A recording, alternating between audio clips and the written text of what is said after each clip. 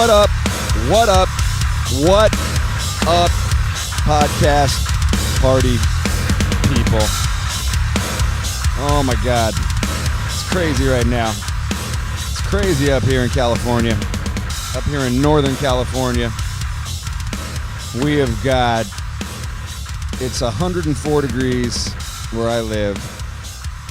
Fucking whole area is covered in ash because about an hour, a little over an hour north of us is burning the fuck down. In fact, my cherished wakeboarding lake, Lake Berryessa, is fucking burning down. And the campground that we stay at, called Spanish Flat Resort, I don't know why they call it a resort because it's nothing resort about it, but it is essentially burned to the ground, which is fucking crazy and sucks. It's horrible. There's people who live up there, it's fucking horrible. Right now, in California, there are 367 fires burning throughout the state of California. There's been 10,700 lightning strikes in the last 72 hours. Think about that.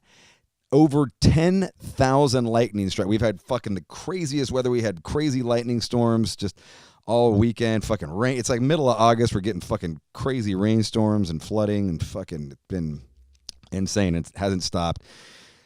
Yeah, 2 days ago in Death Valley, which is probably the hottest desert in California and one of the hottest areas in the U.S., it was 130 degrees. And people fucking live there. It's crazy. Like, who the fuck wants to live there? You know, it's freezing in the winter, fucking crushing hot in the fucking summer. But yeah, man, it's crazy. And there's ash everywhere, you know, just fucking all over the cars and all in the air. And, you know, I had to turn on my vent in my car to like stop taking in the outside air because there's just too much fucking ash. It's brutal. It's fucking brutal, man. It's some crazy shit. It's some crazy times here. No fucking regrets. Yeah. And, the fire, I guess I was just talking to Jared, my bassist Jared, and Jared was saying that there's a fire about 12 miles from him, a big fire. And he kind of lives in like the middle of the forest. So he is actually he's like on a 2-lane highway that goes through, I don't know, I can't remember the city, what it is, but it goes through something. And he lives way up at like fucking, it's just nothing but redwood trees around him. And it's all fucking, I really hope that nothing pops up over there because that would be fucking horrible. Just nothing but forest stuff out there. So, yeah, it's a crazy day, man. It's a crazy day here. Yeah, what else? What else we got? We got Subs Club over here. I got Subs Club listening in on the podcast. They're hanging. 5 tornadoes are too much for me. You bust out a fire-nado, I'm out. No, we just had a fire-nado. We did. There's been so many lightning strikes, and the wind, that's one of the craziest things, that it's super windy. It is just, it's creating these fire tornadoes. Like there's fire tornadoes happening all over because it just, I don't know why, but for some reason, I mean, it's been the one saving grace of this crazy heat we've been having. We've been having world record heat here in California, is that there's been a breeze, you know, there's been some wind, but that is now with this lightning, which is totally unexpected. It's now causing tornadoes, literally fire nados. And it sounds like a joke, like Sharknado. Like it's not a joke like Sharknado, like it's fucking a straight up like firestorm, and pretty crazy. So for all the firemen, for all the fire departments all over, for all of the first responders, for all of the essential workers that are helping and doing their best to put that shit out and do them. Fuck, man, thank you so much. I mean, really grateful for people like you right now. And, you know, this is just August. Like California's fire season doesn't even normally start until September or October. So like the fact that we're here in mid-August and this shit's going down. You know, I'm in a pretty urban area. It's about an hour, like I said, it's about an hour and 15 minutes north of where I live. And so nothing's really happening here, but yeah, it's dry as fuck.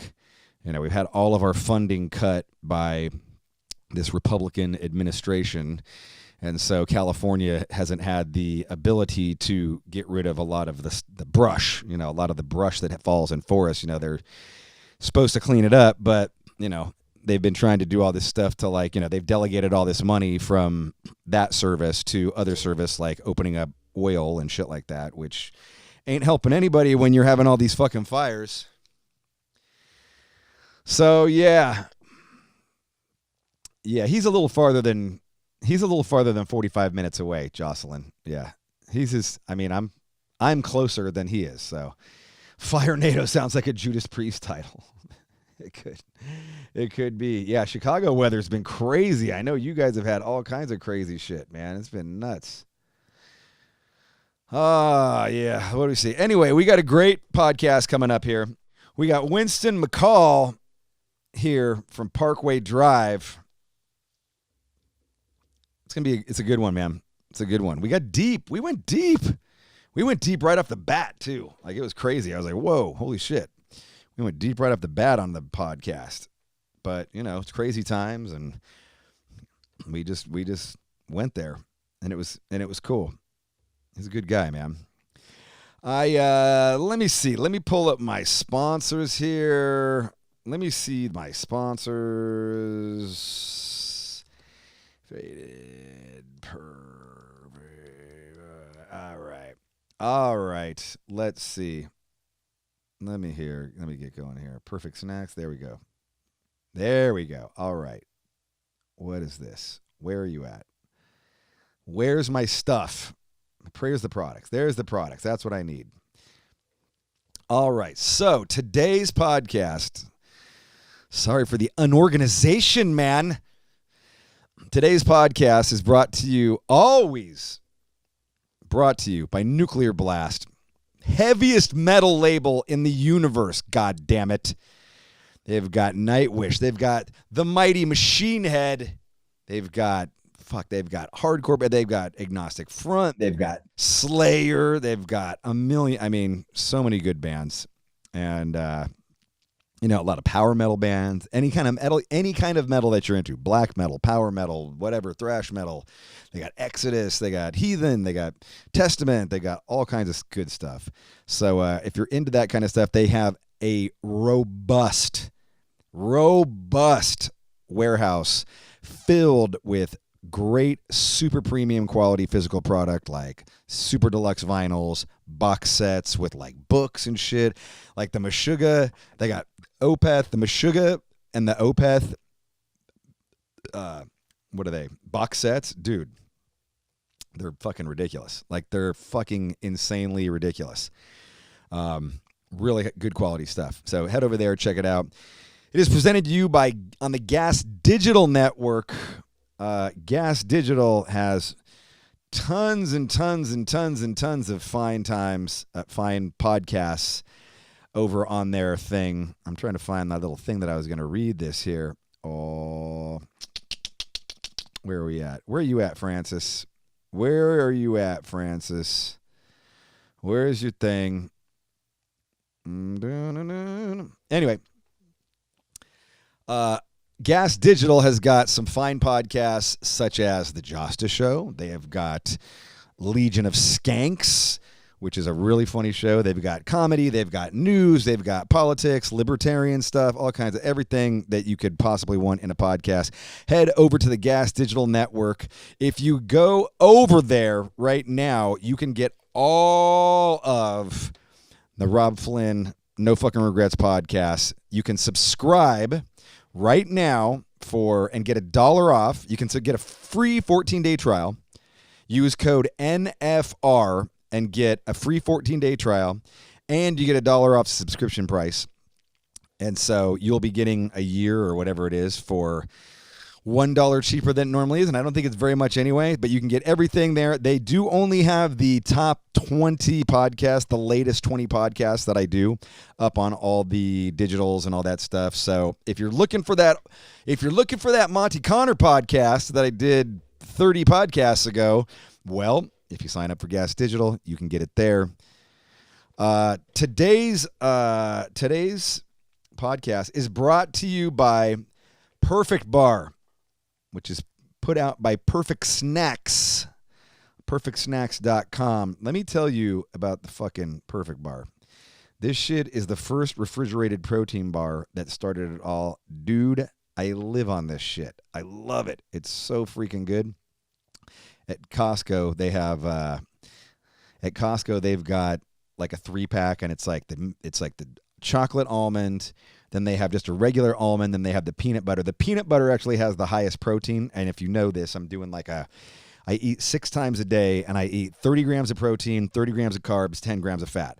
This is a little over the fat with the peanut butter, but it's got that. It tastes good. My wife thinks it's a little chalky, but I love it. Introducing our family recipe that started it all, made with freshly ground organic peanut butter and honey and packed with 20 organic superfoods. Our original peanut butter bar is fresh from the fridge and perfect on the go. One bite, and you'll taste why this Whole Foods protein bar recipe is, well, perfect. And you know what? Let me tell you about some of the ingredients. It's got peanut butter, honey, non-fat dried milk, dried whole egg powder, rice protein, whole food powders, including kale, flaxseed, rose hips, orange, lemon, papaya, tomato, alfalfa, apple, celery, kelp. That's right, kelp, which is from the ocean. Dulse, I don't even know what that is. Carrot, spinach, got sunflower lecithin, sunflower seeds. You know what I'm saying? It's got flaxseed oil, sunflower seed oil, sesame seed oil. You know what that means, right? Big loads. Big loads from all that sunflower seeds and all the sunflower oil. That's right. Big loads means more pleasure because it means you got a bigger nut. That's right. So even for just that reason alone, that's why you want to eat the Perfect Bar. It has 20 grams of fat, but it has 27 grams of carbs and 20 grams of protein. It's my jam. I love this company. I totally back them. Head over to perfectsnacks.com and check out all the buzz. You get a box of 8 for $24. You got to keep that shit refrigerated though, so remember that. All right. Let me go over here to my playlist.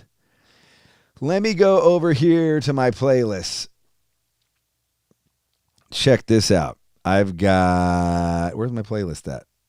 Where is my playlist? There it is. I'm going to play you some Parkway Drive stuff right now.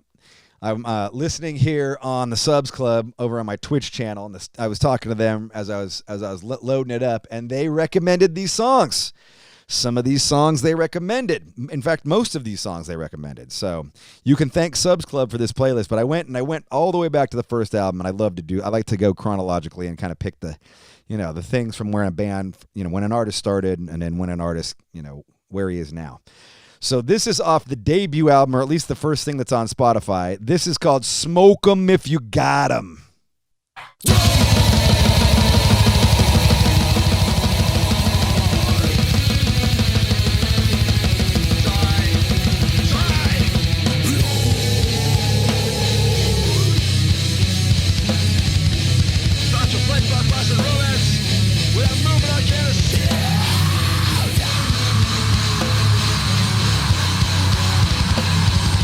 Heavy, man.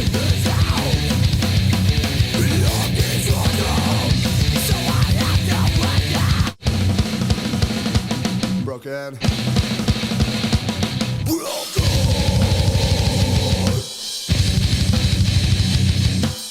All right, this song is from the second album. It's called Romance is Dead. Killing with a Smile. Fucking guitar tone is ripping.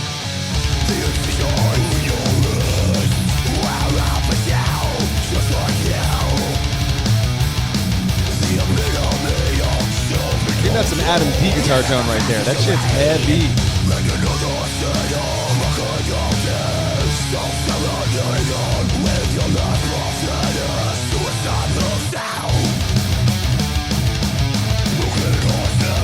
This song came from a Subs Club recommendation called Carry On. This is off of Horizons. Ooh, I like that guitar tone.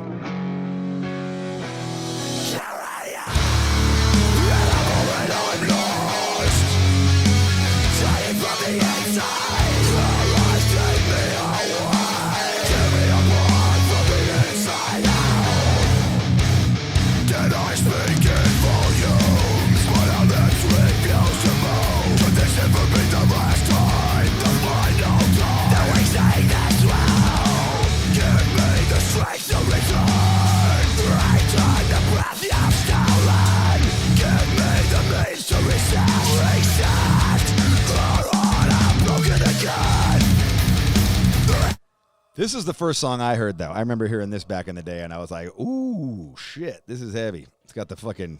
This is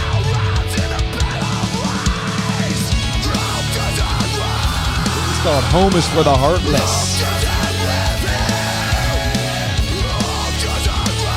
I like how they kind of brought in the backing vocals. But I had the Viva The Underdogs break, and I was all, ooh, that's good. Little finger tap riff, I like that.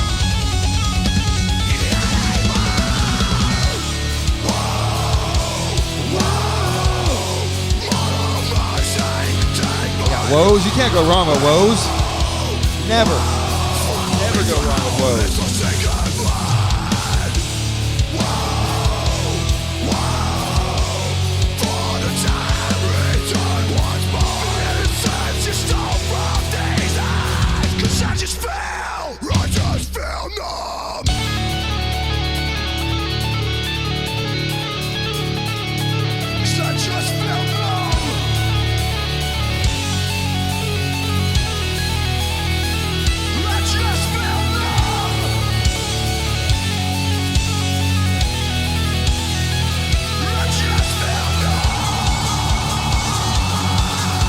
Break's coming up right here.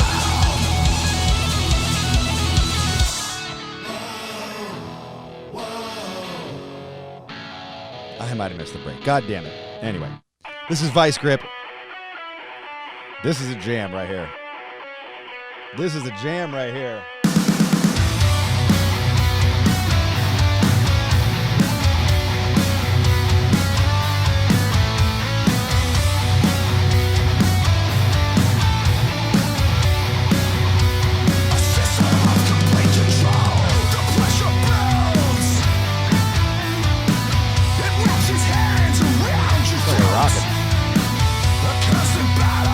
This was a Subs Club request for Crushed. Let's get to the riffs. Let's get to the riffs. When nothing's as it seems, tell me, this is off of the Ire album. Ire. When you can't see and you can't feel the disease, can you seek a higher truth? When you're living on your knees, where freedom grows from blood, soul, soul. In the lands of hypocrisy, cause if you can't see the change, tell me what use is the key. It's cash pouring oil in the age of the refugee. They're trying to buy our minds, we ain't selling. Bang, bang, bang, and they've never done coffins. Cut the strings till your heart's done. Cut the cord. This is Bottom Fear right here. Ooh, a little harmonic riff. Machine Head action.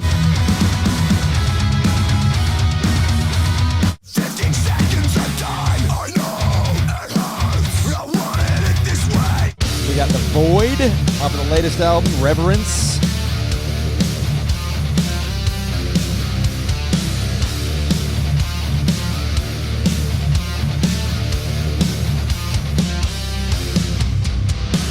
Nothing can save us, nothing between infinite madness and the spiral of humanity. And then this is Chronos. We had to spell this one 20 times. On Subs Club. All right, let's get to the riff. Yeah,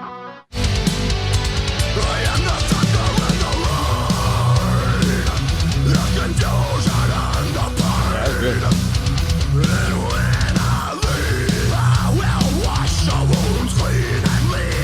I was rocking this record on Catharsis. I was playing the shit out of this album on Catharsis. I think it dropped right at the beginning of the Catharsis tour. But I remember being in Europe and listening to this one a lot. Anyway, ladies and gentlemen, I'm going to take you there right now. This is Winston from Parkway Drive. Winston, Parkway Drive, man. Welcome. Thanks for having me. Yeah, dude, totally. This is a nice background we have here. You got some gold records. You got some Bad Religion skateboards. Yeah. So the other direction is like Star Wars Lego. So let's see that. Let's see that. You actually want to see? Okay, sweet. I totally want to see that. Yeah. Here's the Star Wars Lego collection. Dude, That's right. Oh my God, that's fucking awesome. You've got a Star Destroyer. Yeah, man. That's I'm a massive like Star Wars obsessive. Like, yeah, it's literally there's not a single day in my life where I'm not somewhere in the Star Wars universe. So, but yeah, gold records, skateboards. That's me. Yeah, that rocks. Dude, I love that. I love that you've got like a full-sized. Oh God, it's cut out. Yeah. Okay. In advance, I'm going to give you warning that if this internet goes out, Australia's internet's basically like carried on the back of kangaroos. We have the worst internet in the world. So yes. Occasionally it's just like, and it's completely annoying. But yeah, I mean, we're going through the same thing right now. It's like freaking crazy over here. Okay, cool. I don't know if California or there's protests everywhere and fucking I don't know. Just I think everybody's talking the internet, bro.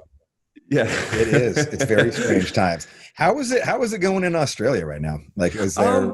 I haven't seen protests in Australia. No, there was. It seems like it's like when everything started kicking off, it kicked off here as well, which was really, really awesome to see. Like it's. Oh, right. Dude, yeah, like right when the whole George Floyd thing kicked off. Yes, there was. Yeah, when the initial like protests happened, every city in the country, like every town, basically, was marching, which was really, really awesome. We're in a slightly different situation in terms of the virus and all of that kind of stuff. So Australia is like, man, looking at the news and looking at any vision or anything we get from where you are at this point in time, it looks crazy, man. Like looking from outside into your country at this point in time is dude, it's pretty nuts. Like when people are asking, how you guys going in Australia? I'm like, well, at the moment we're experiencing like a second wave and we're getting 10 people dying a day. And there's like, I don't know, 300 cases a day kind of thing. So when people march for a very legitimate cause, it's not like it's happening in the middle of 100,000 people dying. And so it's a very, very different situation. So, yeah. No, I remember seeing that now, Sydney and Melbourne, like there was Sydney, massive. Melbourne, I mean, Brisbane the fucking protests were huge. I mean, it was awesome to see. Like we stand with America, we stand with George Floyd. Like we were. Yeah, 100%. And the same here. It was really awesome to see people take a stand especially at that point in time. Like Australia has a very long history. It's like every colonial country is going to has a history of occupation. And Australia, it was very interesting. Like it was very, very interesting to see the ignorance and not even ignorance. Ignorance on display to such a large scale when it came to comments of personalities in the media and people like that, and the reporting of it and everything like that, and realizing how far there is to go. And like when people are talking about Black Lives Matter. Yeah, that's it. 100%. Like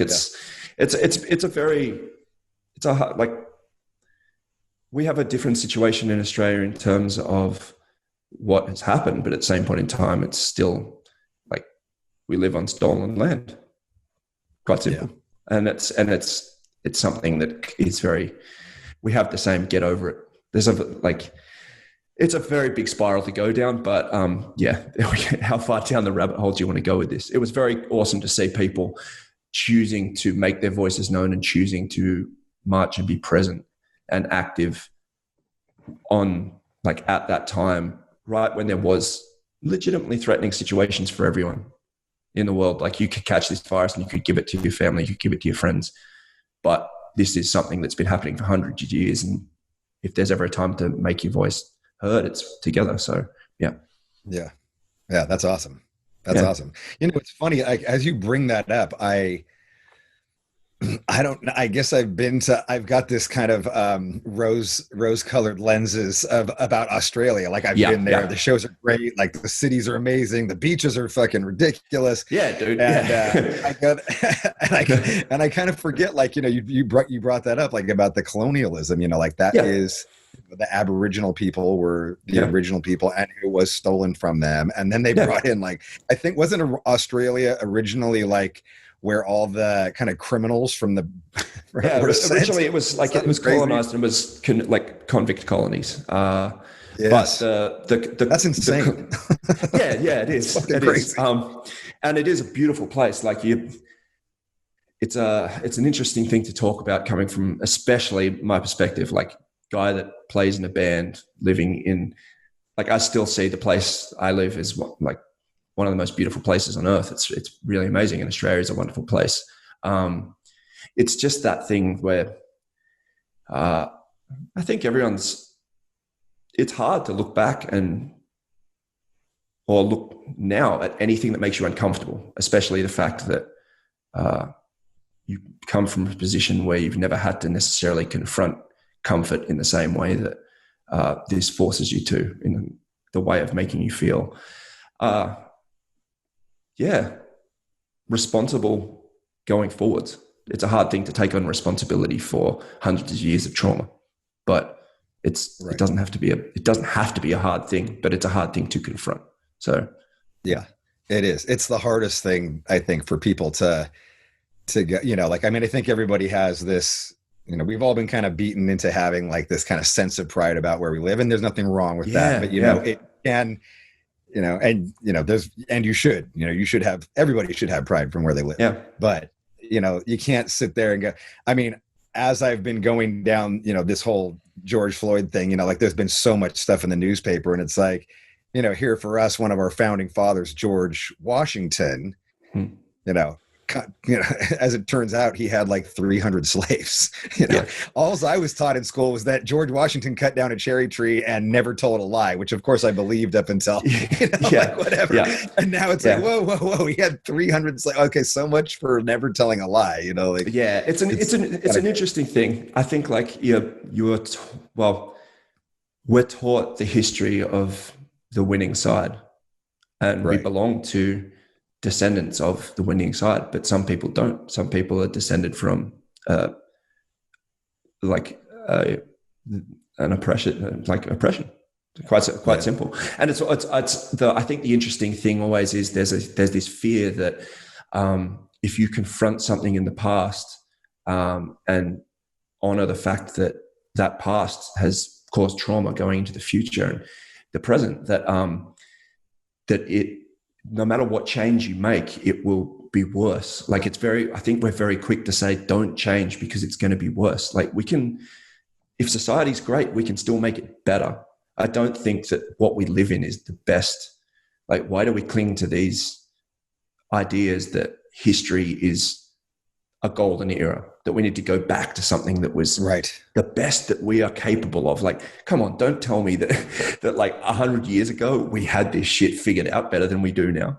Like we don't, we just don't. That's the way that look, like this is a completely evolving planet and evolving society. And if we don't evolve with it, which includes making sure that everyone is on the same level, that everyone is given the same rights and the same freedoms, and that it works. Like, it's complex and it's hard, but man, we've done some hard shit. I don't think it's time to get lazy and sit back and go, no, we got this. Just stay in your box. Yeah. Like, if you're doing it hard, stay in your box. If you've experienced like any kind of ignorance like towards you, or just stay in your lane. Like, it's a very weird thing in my mind to go, yeah.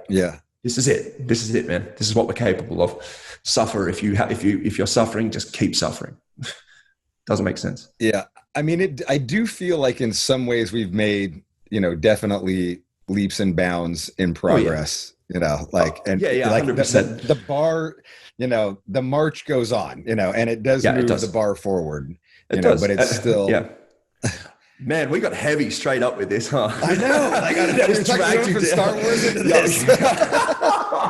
Well, the Imperial March, man. There we go. I know.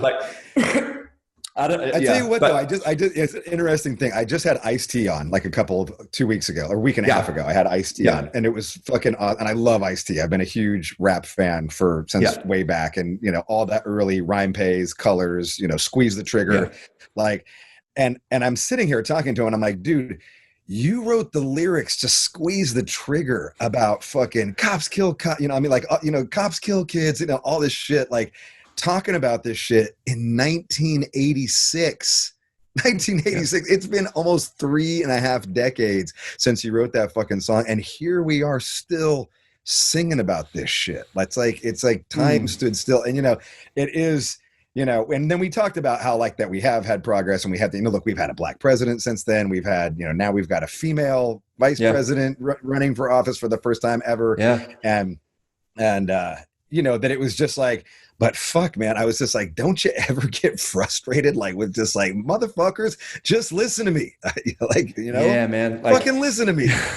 Yeah. It's really strange. Like dude, it must be more than frustration to like, again, coming from a place of perspective, like my life is fucking easy. Like it's so like, I think the thing that is at least gives me a little bit of hope is, strangely enough, the way that technology's evolved is forcing harder perspectives on people. I think you can't, the things that happen in the shadows, like there's not really a shadow anymore. Everyone has a phone, everyone has something, right. and it swings with everything. Like I think we now all of a sudden seem to be at the point where the underbelly of everything that we've created is being flipped up by technology. Like and this isn't just like in terms of racism or in terms of anything really. It's in terms of the way that power operates. I think that the way that everything has been set up is in terms of power structures. And right now, all of a sudden, you have people leaking information that you've never seen before. You have people filming brutality. You have it's very blatant to see on just a social media platform, which anyone can see. Here you go. This is how your country is operating in illegal ways and committing atrocities. Here you go. This is how brutality is enforced by authority. Like, here's the systems that are setting it up in schools, and this is what's wrong with funding and this and that. Like 10 years ago, 30 years ago, unless you had eyewitness accounts, that was not available. Yeah. And now it's just like, whoa, shit. This is what we're built on. Like, this is what happens. And you either go, all right, cool. Like, that's how I'm going to live. Or it's very hard to do that. Like, you have to set up so many more boundaries if you don't want to be confronted with that these days. So yeah. I think it, man, it would be frustrating as hell to still be writing that shit. Especially when more and more comes out and you're like, look, it's in front of you. I wasn't fucking, it's not just words. Here it is. Here it is now. So yeah, just, I can't even imagine. And, for me, even I'm looking at you with a Bad Religion skateboard right behind you. You're on Epitaph, and, those bands were also part of my growing up, the punk rock bands that were singing about that shit too. Bad Religion probably more intelligently than a lot of other bands at the time.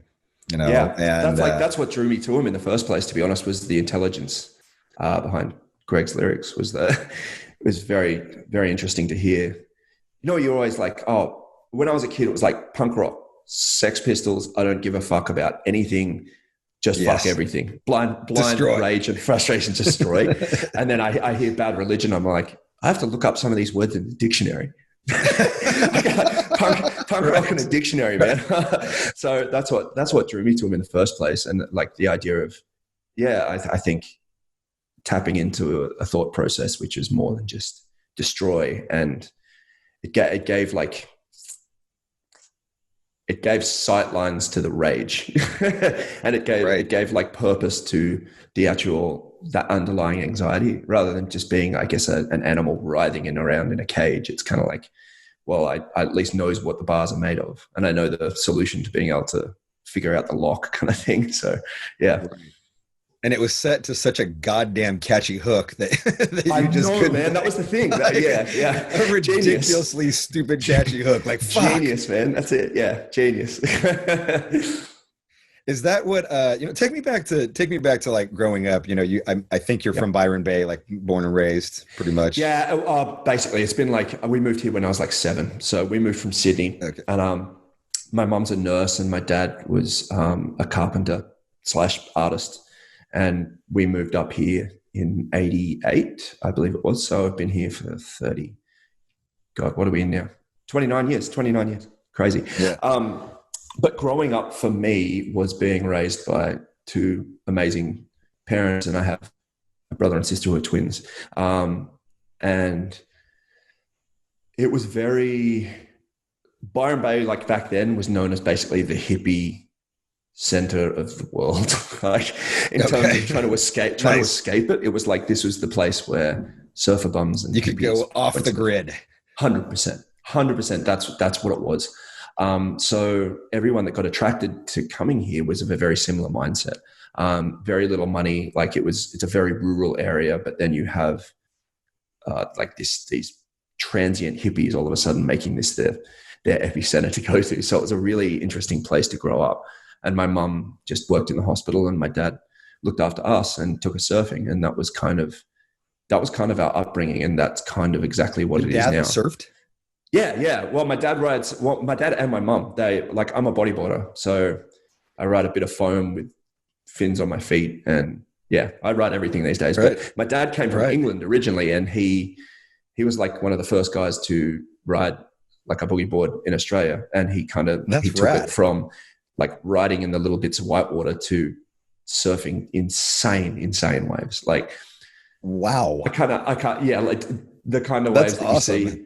Yeah. Just waves that hadn't been ridden by Surfcraft before, which is really cool. So he'd just take me and my brother and my sister surfing, and we'd spend our time at the beach and stuff like that. And then we'd go to school, and that's kind of been it until I discovered punk rock and hardcore. And punk rock was the thing that kind of dragged me deep into music. Before then, it was kind of, I like this and I like that and I like this kind of thing. What would you have been listening to prior to that? Like in Australia, like ACDC or just pop music?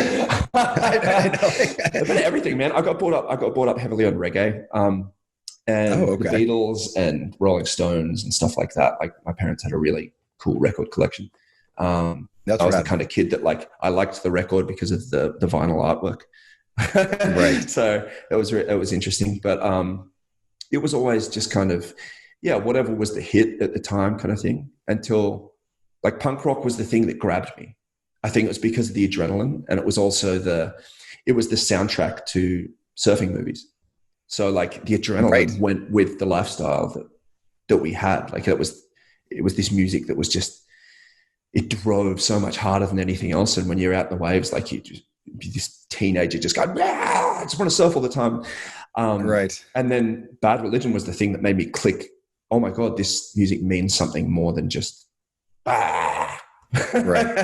So yeah, that's where the rabbit hole began. Hardcore was the first time that I wanted to participate, because punk rock, I can't play an instrument. I don't know music. I can't play an instrument, and I can, at least at that point in time, I could not sing. So there was no in to being a musician.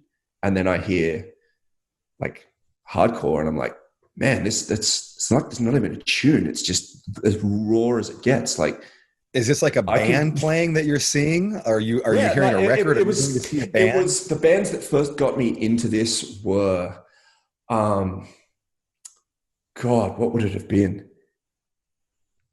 Australian bands? There was an Australian hardcore scene before.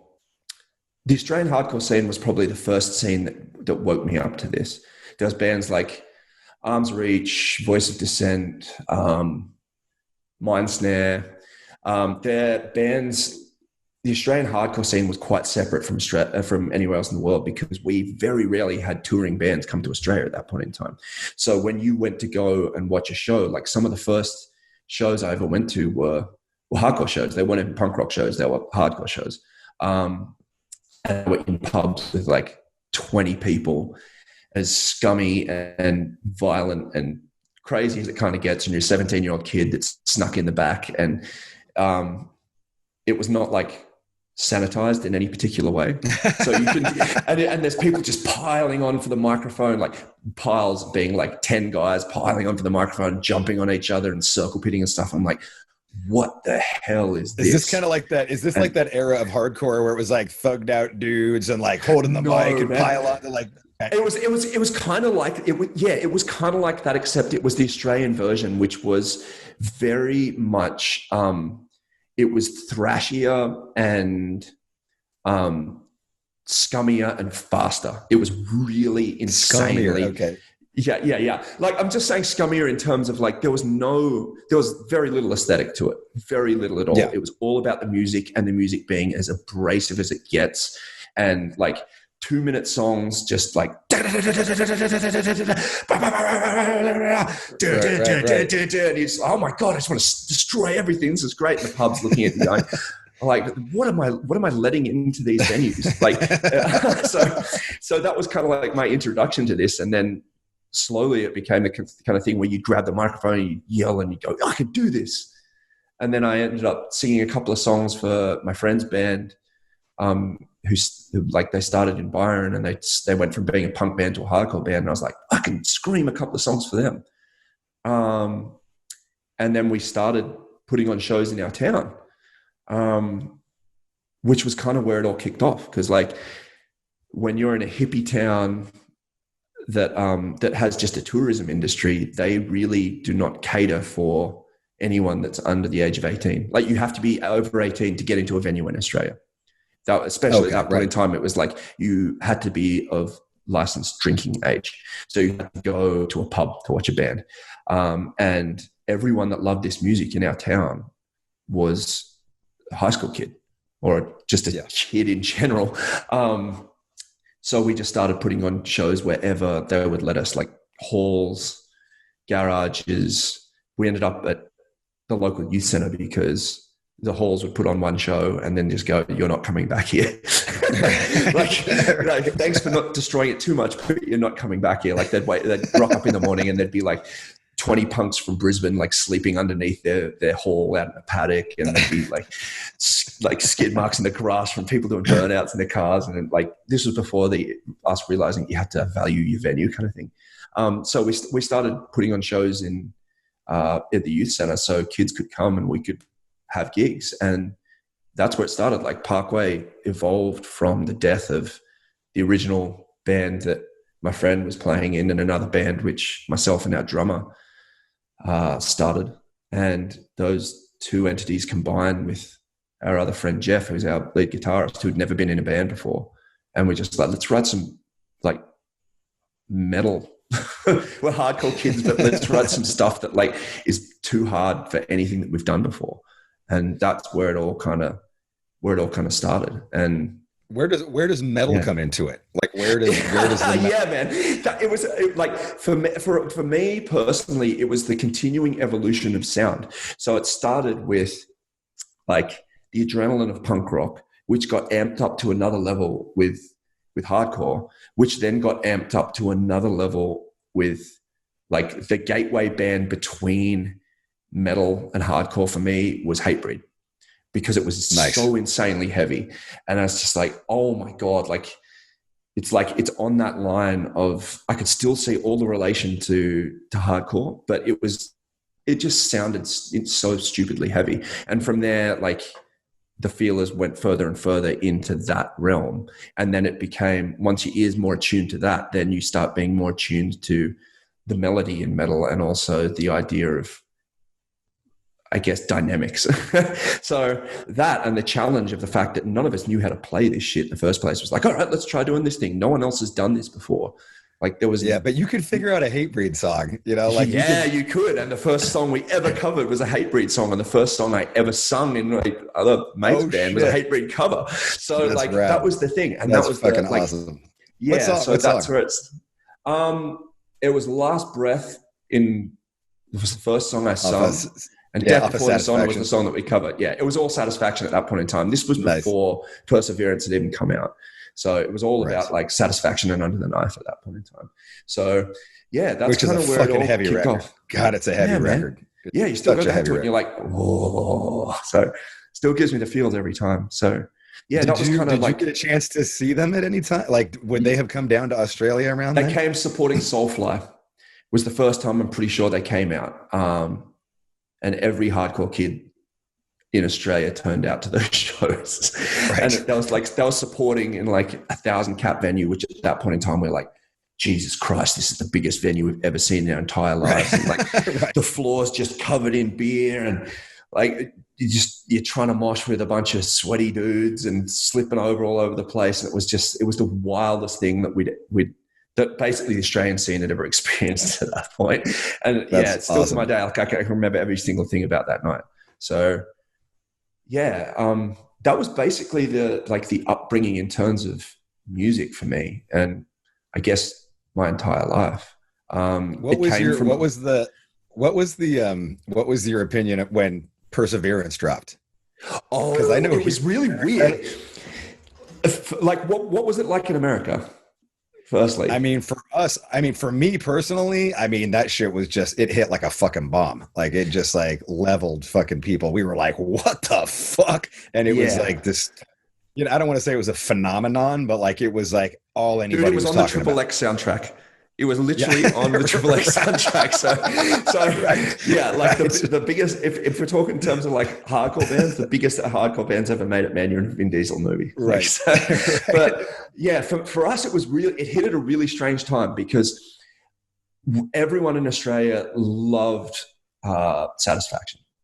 Absolutely loved it. Like timeless record.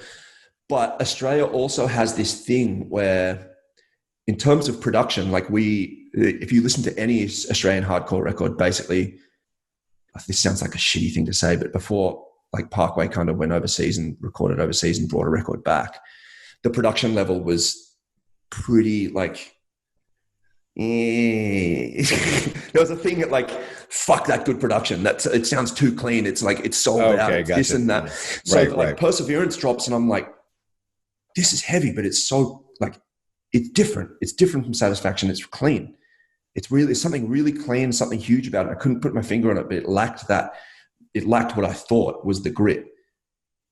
Until I listened to it, like it was that record you couldn't put away. And you just couldn't put it away. And it just became like, oh, every song is a fucking anthem. And it was kind of the turning point for like my mind sonically as well. That was the record which we took into studios and we were like, make us sound like this. Oh, shit. Like that was where the switch kind of happened between like, oh my God, production is an actual thing. So yeah, it was a phenomenon here. That's the thing. It just took, I don't think anyone ever expected Hatebreed to come out with something like that, to be so big. Like for it to be as big as it is, the whole concept of a band from our world heading into a different space was like, fuck off, a band like Hatebreed can't be huge. That doesn't make sense. It doesn't make sense. Right. And then here's the record that's proving it to you. And there's the like, yeah, we knew nothing of what they were playing, like the shows they were playing overseas or anything. We had no access to any of that. We're still getting posted zines from America and shit like that. Right. That was our correspondence with the outside world. So all we knew was Hatebreed now sounded like a big fucking band and the songs were sick. So yeah. Yeah, that record. To me, that record will always hold a special place in my heart, 100%. Just because it's like it just warmed my soul to hear a man that angry. Like a call for blood to me. Just still like I can like it makes me mad. Like it'll make me mad. Listen to that song. I gotta give that to. Well, I'll give Jazz to anything, but that dude has the most articulate and pronounced angry voice, I think, going. Like the amount of rage he can channel into completely understandable sentiment is fucking phenomenal, and has been from the start to now. And it's really cool to be able to watch that. And yeah, that's the Perseverance kind of was when the penny kind of dropped, I think. Are you guys a band at this point when this record drops? Like, are you playing? Yeah, you're good making question. Songs? I don't know. I don't think so. When did that drop? 2000. I want to say, yeah, I think so. Yeah. 2001, 2002. Like that. No, we started 2003. So okay. It definitely would have been out because we went in to record for the first time in 2003, and like I said, that was the reference that we took in. And the studio engineer was like, what the fuck are you giving me here? So yeah, it was already out. So yeah. Is the first thing you do? You did a split with "I Killed the Prom Queen." I'm not sure if that was the first thing you did. First the thing. First thing. Yeah. That was the first time that anyone in our band had even set foot in a studio. The first time we'd recorded anything whatsoever. And the Prom Queen thing was a trip, man. Like, actually, you know what? The entire experience of being in this band has been a trip, but it started very, very, very early. To put it in perspective, like, given you this whole scene of like what Australian hardcore was doing around the time of us growing up and like before this band started. I Killed the Prom Queen was basically the first hyped Australian band in the history of like Australian hardcore or metal for that matter. Like in terms of the whole concept of like metalcore or anything like that, like both us and Prom Queen predate that whole term in the first place. So when we first heard them playing this kind of music, we're like, fuck, you got to hear this shit. This band is doing these things which we've never heard anyone sound like before, and it's got melody, and there's two singers, and at the same point in time, it's insanely heavy, and then they play these riffs where their fingers go all like this. It's not just like straight chords. So we're tripping out. This band is fucking blowing up around Australia. Like 1,000 people listen to them. Huge.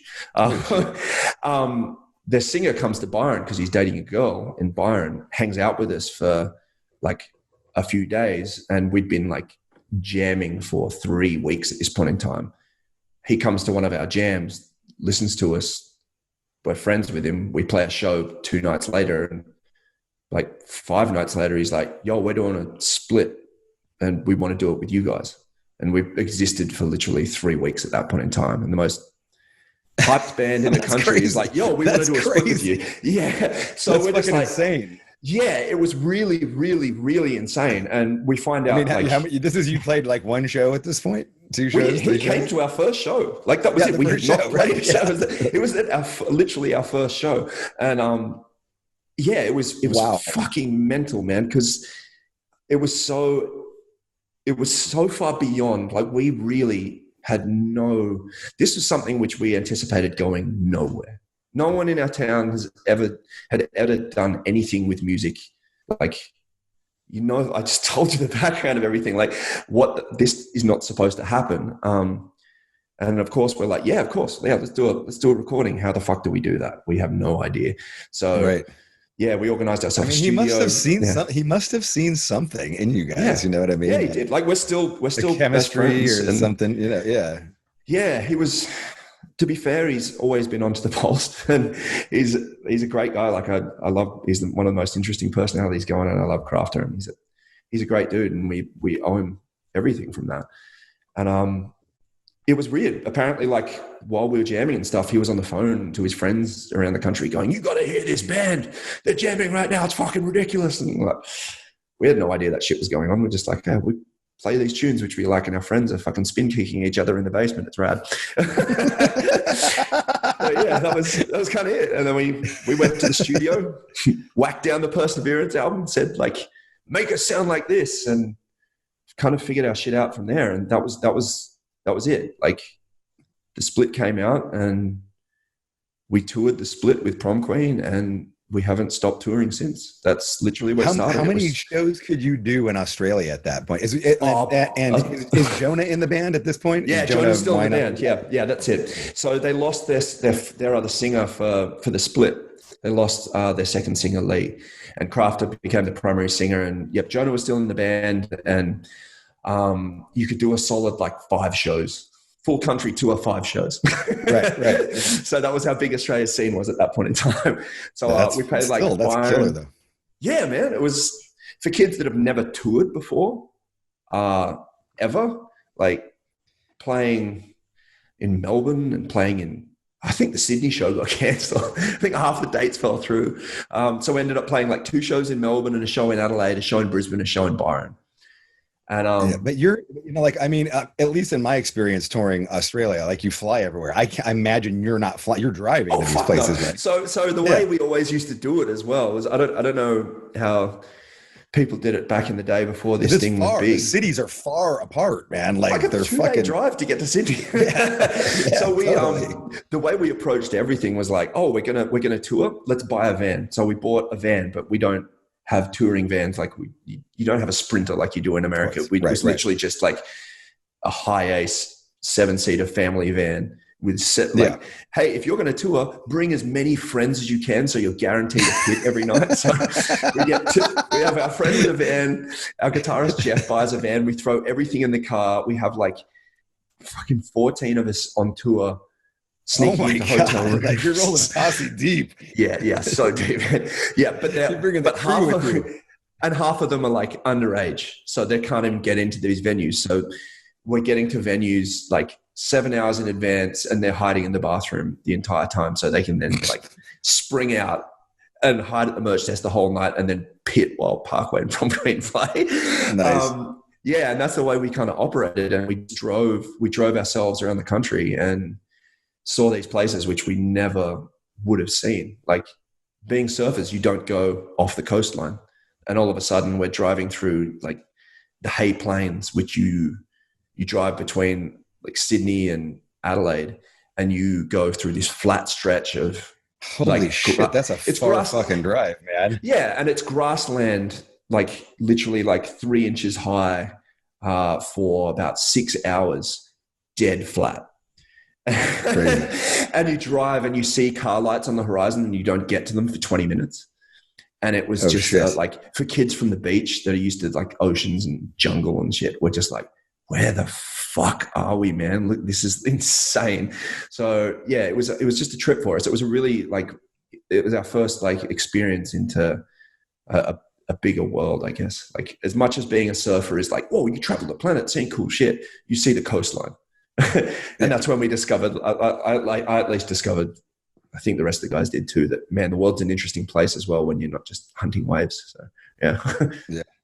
I mean, and who's driving? Like, do you guys all take turns? Oh yeah, like, we all does take everybody turns. have their driver's license? Like, okay. Yeah. Obviously the people who can't drive, they were stuck in like dog box, which is basically the seat in the back around where the gear is piled around. So whatever like was left, some of the times it was like you're just on top of the amps, you don't have a seat, but you're on tour, so fuck it, don't complain. It was just an adventure. Like, time. Yeah, that was it. It was just an adventure, and like that spirit of tour stayed with us in that very pure form for many, many years. Like basically, we operated on that same model of touring up until about 5 years ago when we realized like this is going to kill us. We're too old to be driving ourselves like this. Right. So yeah, it took us around the world. Driving a van up until 5 years ago? No, you know what? When was 5 years ago? 2015?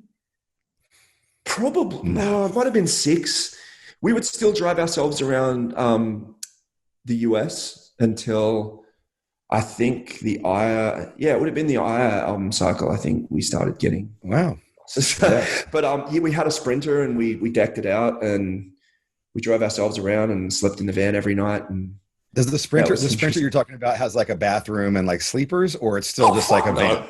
It was a van with some a plywood shelf, which we threw like a mattress on and threw a mattress underneath. And then we had like a gym mat in between one of the bench seats where 2 people slept. 2 people slept up top, 2 people slept on the bottom. Someone slept on the bench seat. Yes. Someone drove and someone sat in the passenger seat. And that's the way we saw America. So it's really interesting. Like right now, like if you told me go back and do that, I'm like, hell no. Like, Same here. Yeah. Like I love sleeping. I really do love sleeping, but I would not trade those experiences for anything because it allowed me to see so much of the world absolutely, and live so much of the world. Like when you're stopping every 20 minutes to do a piss or get food or anything like that, and you're not just like motoring on through.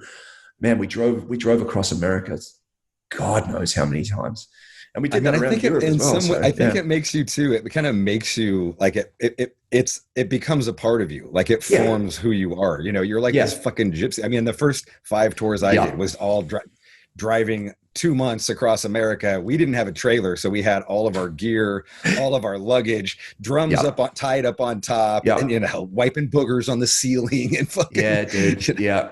Oh man. Yeah. Well, okay. I'll one up you in the time. The first time we went to Europe, we did that exact thing, but in a car. The boogers on the ceiling.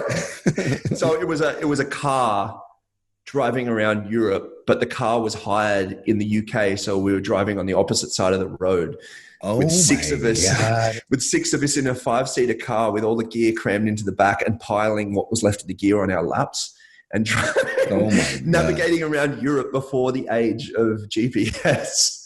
So with like maps and printed out pieces of paper. So yeah, man, that was a fucking flex right there. I'm sorry. I was just like, yeah, well, I did this. I mean, but yeah. You never get those days back. That's the thing. It's totally.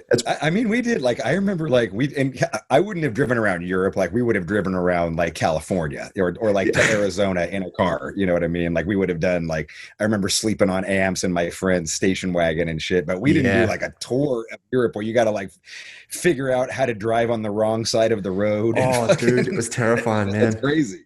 Yeah, it was interesting.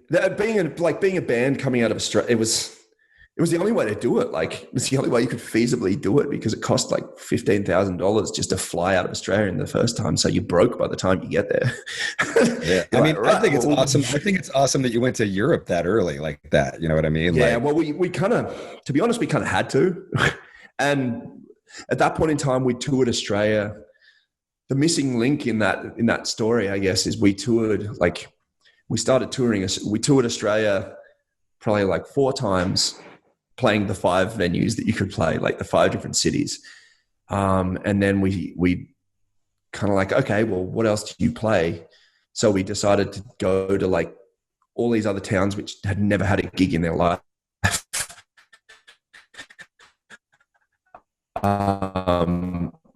Basically just 30 different, you got a hall? Yep, we'll play there. Sweet. Awesome. No one's gigged here before. Let's be the band that goes there and did that. So we toured Australia once or twice running that theory, which was fucking incredible as well. You want a wild show. At that point in time, Parkway had become the most successful band of our style in Australia at that, in our history at that point in time. And you go and play a place where not only have they never had a heavy band play before, they just haven't had a band play in general. And you put it on in a hall where kids they've never even gone to a pub. And you play in a hall where there's no barrier and there's no rules and there's no security and there's 300 kids who just this is my favorite band and I get to see them. It was carnage every single night. It was just absolute pandemonium. But when everyone in Australia has seen you a few times, you're if we can't just keep doing this, so we're going to burn it out. So what do we do? You go overseas, I guess.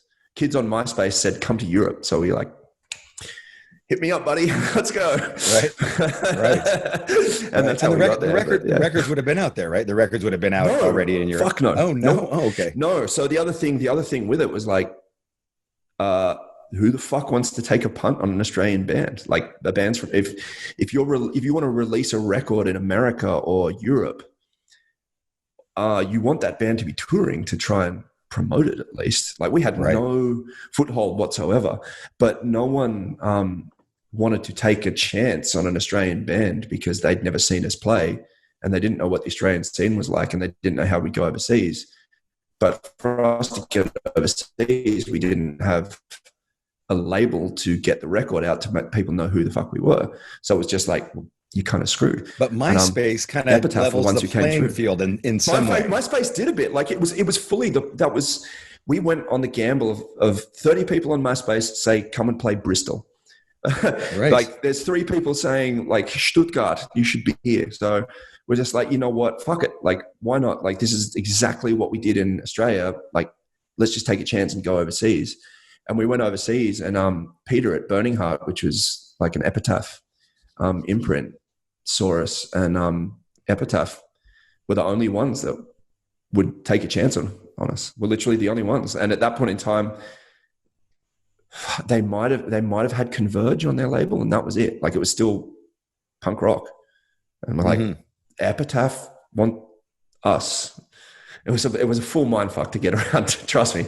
But yeah, they took the punt, and then they Where do you run re-released into, where do you run records. into them at in the UK? Do they come to a No, UK it was show? Sweden. It was Sweden. Okay, Sweden. Yeah, Peter from like Burning Heart was I think they're Swedish in print.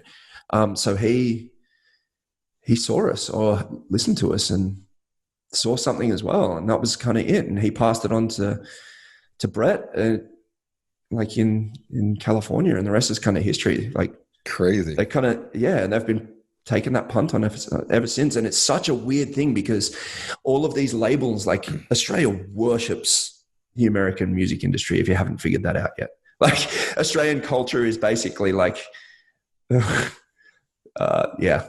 uncooler version of American culture. That's kind of it. We kind of just appropriate everything we see in mainstream American culture, and that goes for the music industry. It seems like it's to me, it seems like at least from an outsider's perspective, it seems like a cross between England and America. Yeah, you think that, but trust me, maybe now we're looking at England a little bit more, but it never used to be. We always used to sneer at England kind of thing because they're like, oh, the pommies, like that's where we came from, and we have a rivalry with them. So you just kind of every bit of media you get, like television, films, Sonics, it was all American. But we're looking like all the labels we looked up to were American, but all of the heavy labels didn't want to take a chance on the Australian band, but the American punk rock label did. So it was and you're what, like you're 19, 20 going to Europe for the first time, just based on I was 21 nice going, I think like our drummer was 17, I think. Awesome. And that was it. So we just we got there and had like a tour booked with a UK band, and the whole tour booked through, and they rebooked it, and we were supporting them, and that was great. It was like 15 shows, as rough as living kind of gets. And then we did that. Like we went to Europe and jumped on any show we could until our booking. Like you don't have a tour, you're just showing up. No, it was literally like someone said, we can play this gig. Let's just go gig there. And it'd be like 15 people. And we had no money. No, the way we toured was we bought like 6 sleeping bags and we slept on the side of the road or on nice grass because camping. But with no roof. Right. So no tent or nothing, huh? No tent or nothing. And it went on for 3 months. Like when it rained, it was like brick or curb for pillow kind of thing. And it was a really cool way of, I got pneumonia, but I didn't know it at the time, but I had pneumonia for 2 months because of it, staph infections and shit. But it's kind of how we just started like that, and it just hopefully no STDs. No. Yeah. But that was kind of it, and it kind of, that's the thing. It was all the same theory as Australia applied here, and then we applied the same thing in America. Like our friends, in the Warriors, took us out for the first time, and we opened for those guys, and we just kept doing the same shit over there and just play. All we did was play, and we're we love what we do. It's the same passion we still have. Just, oh my God, we're on the stage. Sick. Go skits. Give everything you have in this, and that's it. And it's been really weird because it's been the same. It's been a very simple process. Play like you love it and enjoy what you're doing, and kind of everything just roll with it. And we've applied that in every place we've ever gone, and it just hasn't ever stopped or slowed down. And now we're just at to say we're beyond where we could have ever imagined being is a fucking massive understatement. A massive understatement. So yeah, I'm sure you can relate, man. Yeah. Oh, for sure, man. I'm listening to the story, and it's awesome to hear. It's so awesome to hear these little details, and nobody really puts together all of the little struggles that people had to do. Hearing about sleeping on the side of the road and all of those. That long. It's a long road. It's a long life is long. Yeah, it's a really. At the time, you swept up in it. That's the thing. If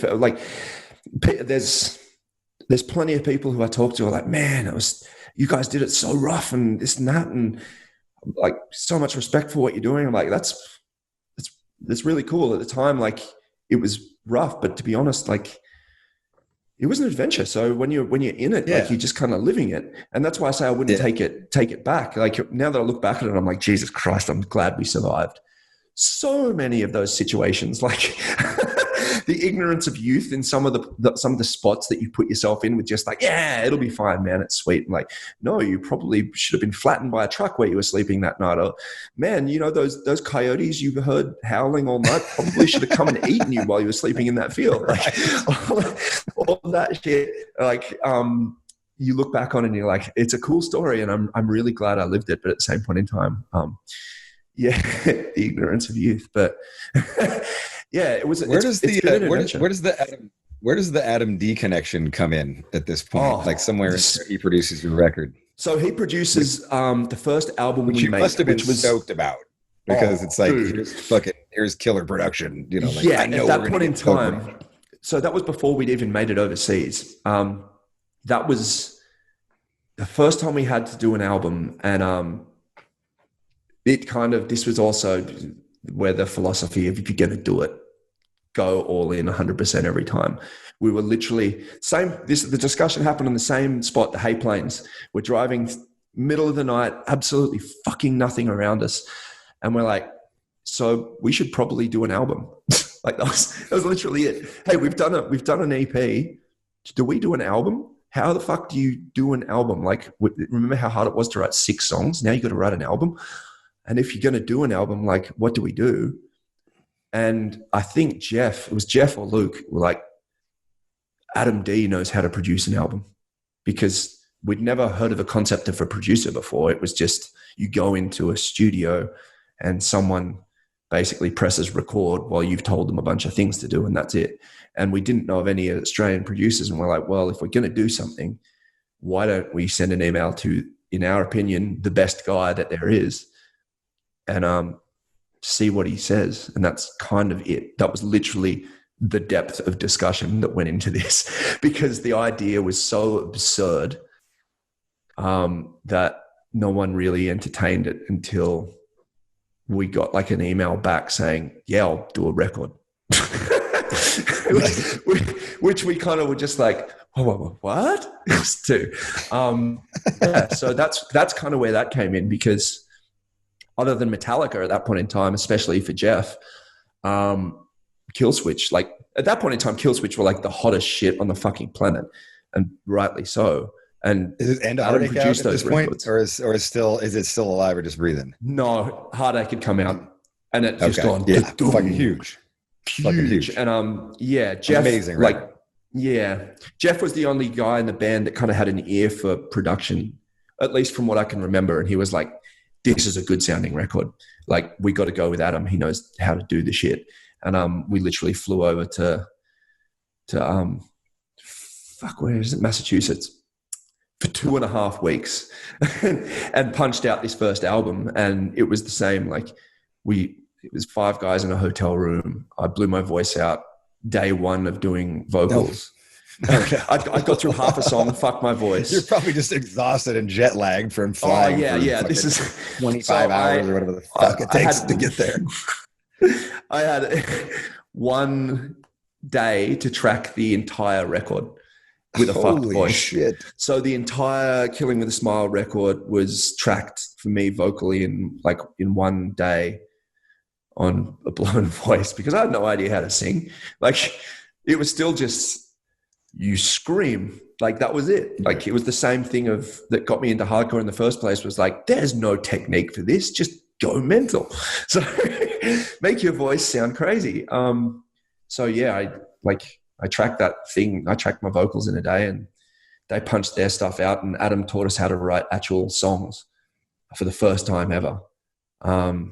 And that's kind of where that, like, the next evolution of the band. Some of the kind of form some of the songs and 100%. rearrange stuff. Like, he did a producer, like he produced. He like, we had demos. The way we work in the studio is we have basically the source material, which we write an album's worth of material, and we bring it in, and then we work with the producer in whatever way we had. So at that point in time, we had the songs. except they sounded like shit. And he was the kind of guy that was like, why are you doing this? Why have you played that why have you played that riff for 2 bars? It's really good. It's really catchy, but you use it once for 2 bars and then you play 15 other riffs, which are fucking shit. Like, why don't you base your song around a concept? So, he slowly taught us how to shape songs. Up at that point in time, it was like riff salad. It was, you played a riff and then that riff was spent. So you played another riff and then you played another riff. Tempo didn't matter. Nothing mattered as long as it kind of sounded okay. And sometimes it worked. And a lot of the times it kind of didn't. And like the stuff that we had for the source material for Killing with a Smile was dubious at best, like in the sense of the extra parts which were trimmed out of it. Shit, man, I listened back to those demos and I'm like, oh my God, Adam's a lifesaver.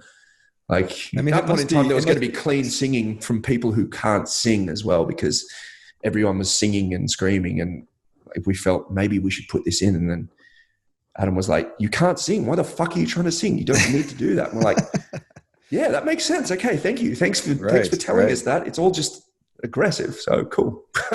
Yeah. And it must have been exciting because like here you are in America for the first time, like with somebody who you obviously respect and admire, and your probably eyes are just like, oh my God, like. And I can't remember, like, I think that they live in like Eastern Mass, so it's not like Massachusetts, Springfield, Massachusetts. Yeah, it was like a trip out, man. It was such a trip. It was such a trip, dude.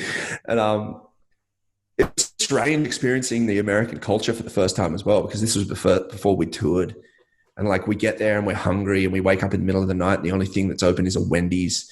And we don't know what a Wendy's even is, because we don't have that in Australia. We have McDonald's and that's it. So we're like, that's some kind of fast food chain. Let's go there. And so we walk out and it's all shut up. So they're like, the drive-through, we'll just walk through the drive-through. So we walk up to the window and we look in and the entire staff is on the back side of it, because 5 guys in black hoodies have just walked up to their window and they think they're getting robbed.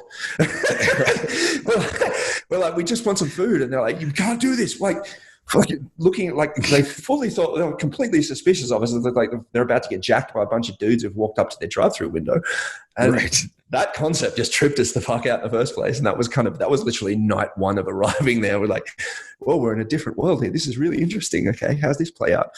And then we just punched that album out in 2.5 weeks. And that was kind of it. We took it back to Australia and it exploded. Like it was the first heavy album to, like, I think it charted, I was like 32 or something in Australia. But at that point in time, like the highest selling punk rock or metal or anything album had sold like 2,000 copies in its entire history.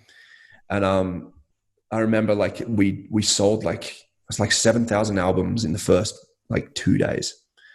Wow. And people were losing their fucking minds. We're just like, what the hell just happened? Like all of a sudden, all of our heroes and our iconic records that we looked up to and held so dear within our scene, this record had blown past these measures that we'd put in place, it was just bizarre. And then we played shows off it, and like the biggest Australian show at that point in time that an Australian band had played had been, I think, like 300 people.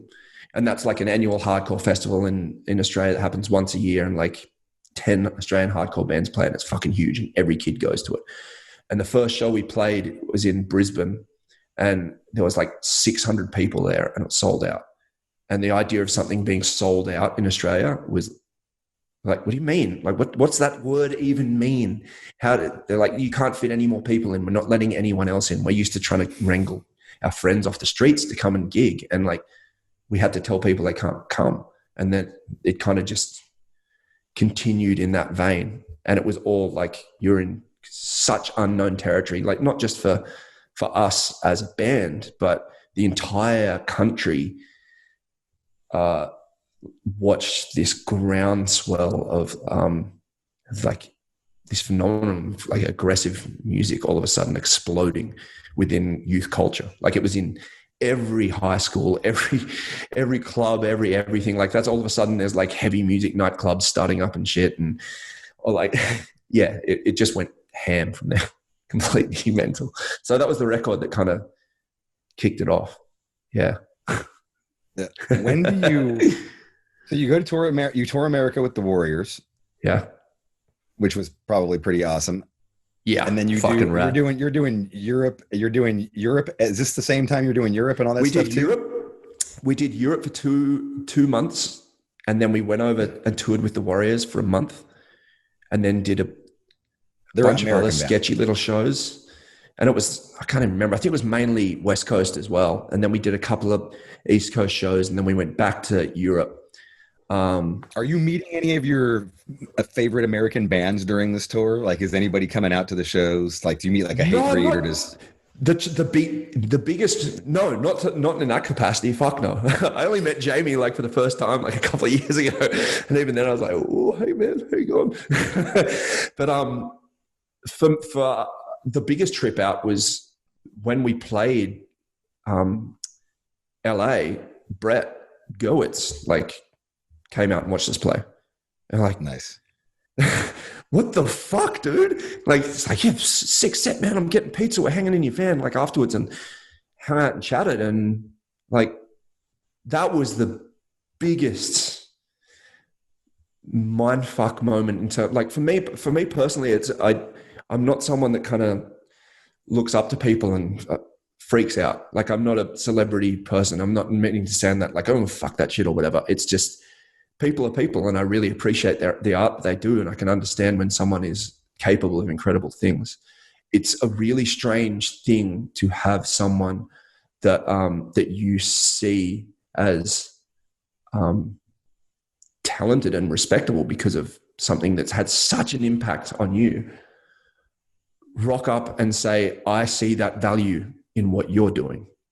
So for Brett to rock up to like a show and hang out with us and say, I enjoy what you do, like what you do, I think you guys are really good at it, was like a bomb going off in my brain. Like it was such a trip out. And it's been the same relationship with him since. Like he's number one supporter in like in terms of his band's creativity. Like, yeah, couldn't have asked for a better stable to be in, which is really rad. But yeah, so no, we weren't seeing anyone other than Brett. Like that was the really big trip.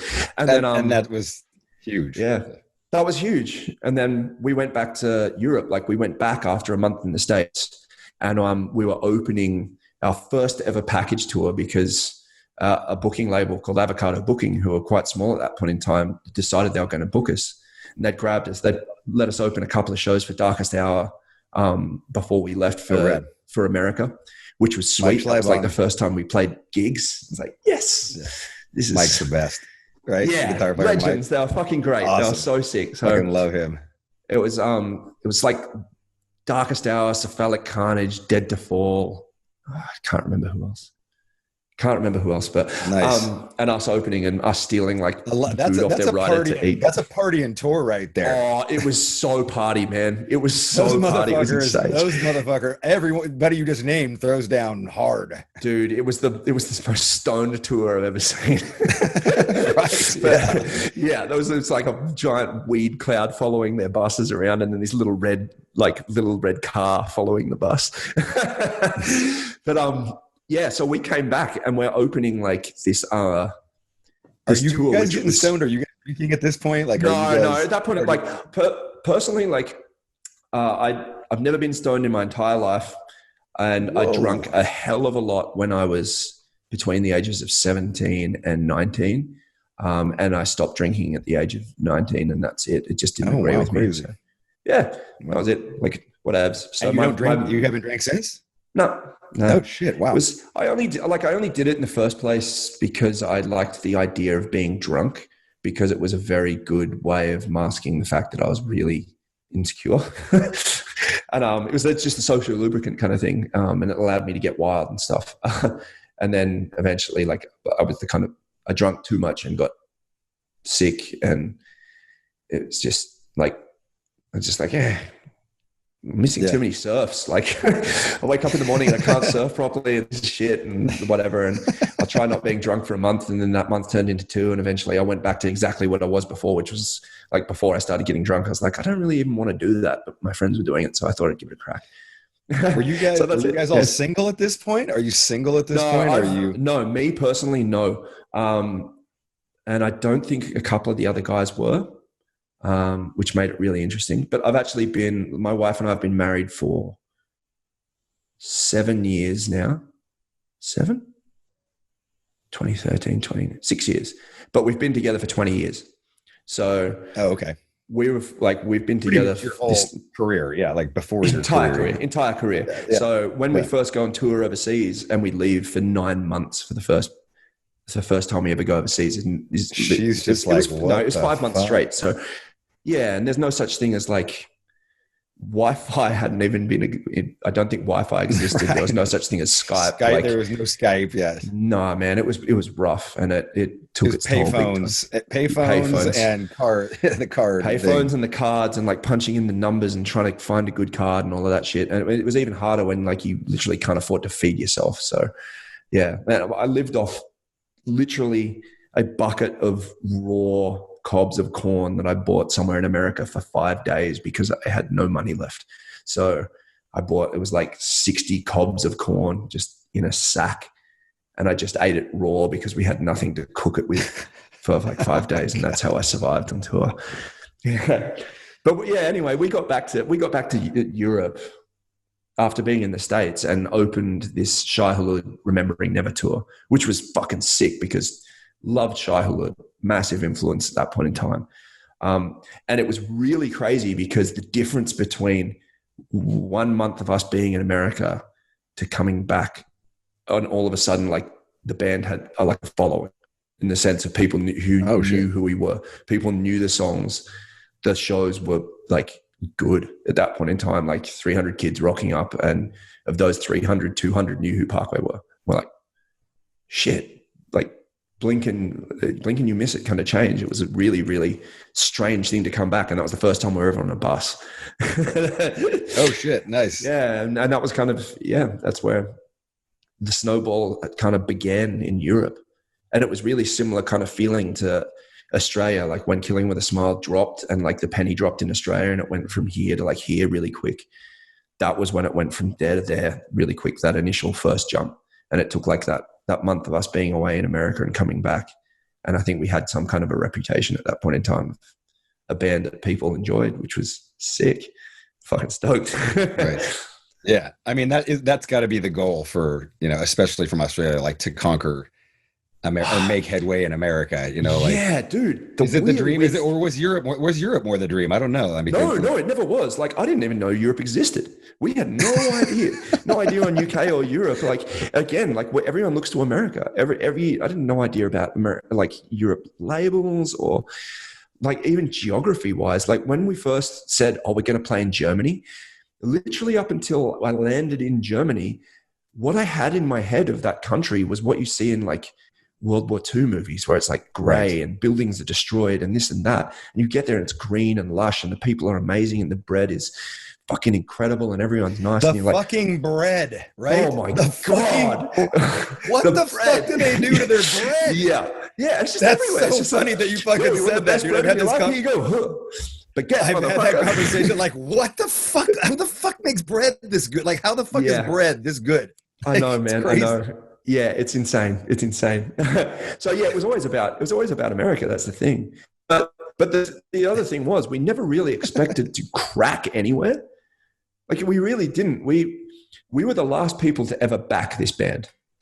And it took until this same change that I said with the touring happened. Like it would be about 6 years ago now for us to actually believe in ourselves and go, hey, know what you're doing. Like, look at what you've done. Have a little faith. Like, it's okay to aim for something. But there's this thing, I don't know if I think the culture's a little different in America where people are genuinely really stoked when someone succeeds. Like, whoa, that person's killing it. Fuck yeah, good for him. Get behind them. Cheer it on. You earned that. Good for you. Australia, has that to a degree, but we also have a characteristic of wanting, like if someone gets too high, cut them the fuck down, like cut them down.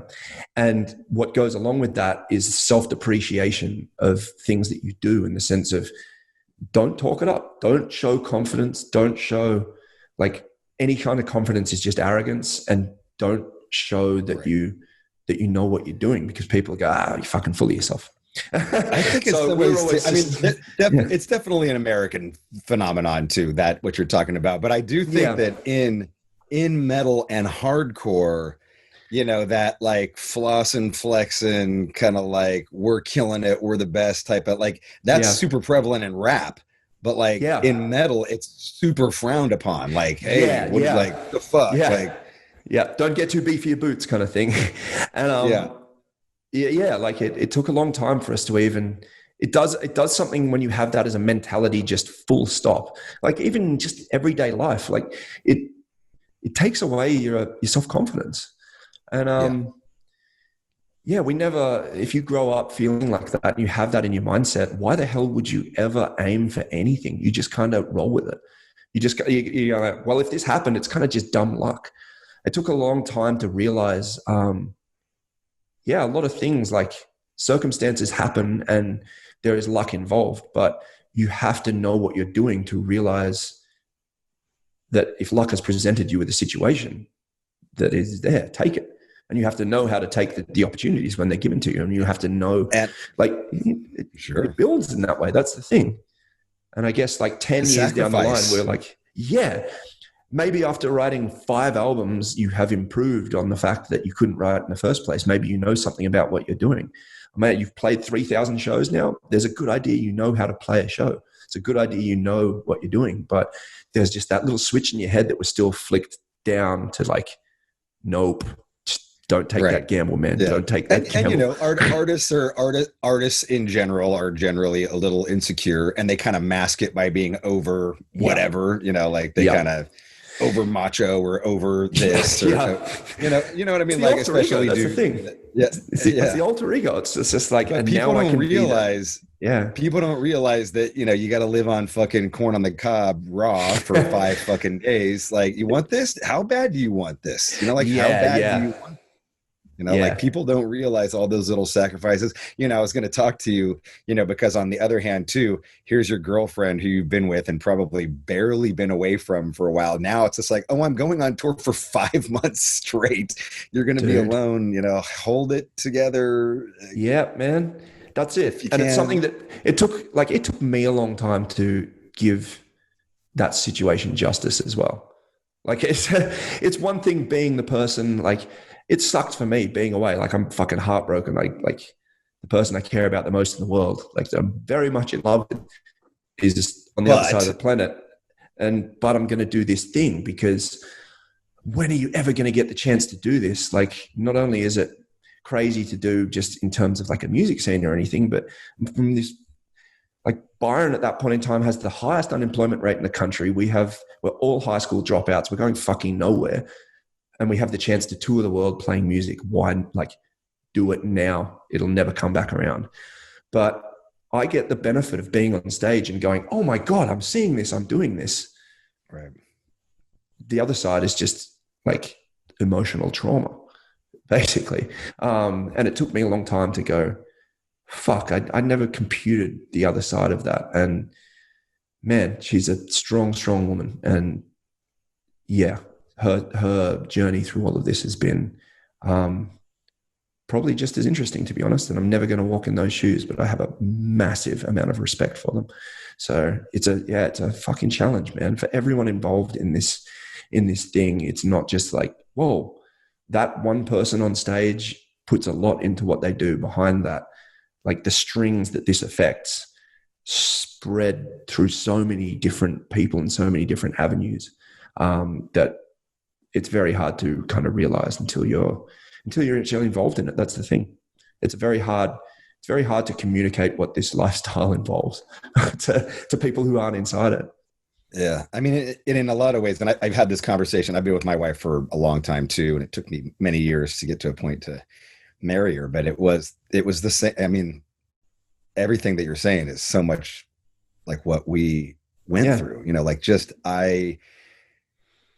and for me, I was so fucking like, I mean, I was just fucking insane with my drive to like, I would sit here and talk to her and be like, Machine Head's number one and you're number two, and don't forget it. You know, like I was such a fucking dick about it. And I feel, I'm ashamed I said that. Like I don't look back at that and go, oh dude, you were cool. No, I'm fucking not proud of that at all. Yeah. But I just, in my head, that's the way it had to be to fucking get through this, you know, to like, you know, to like get through the van tours or get through the fucking, you know, whatever.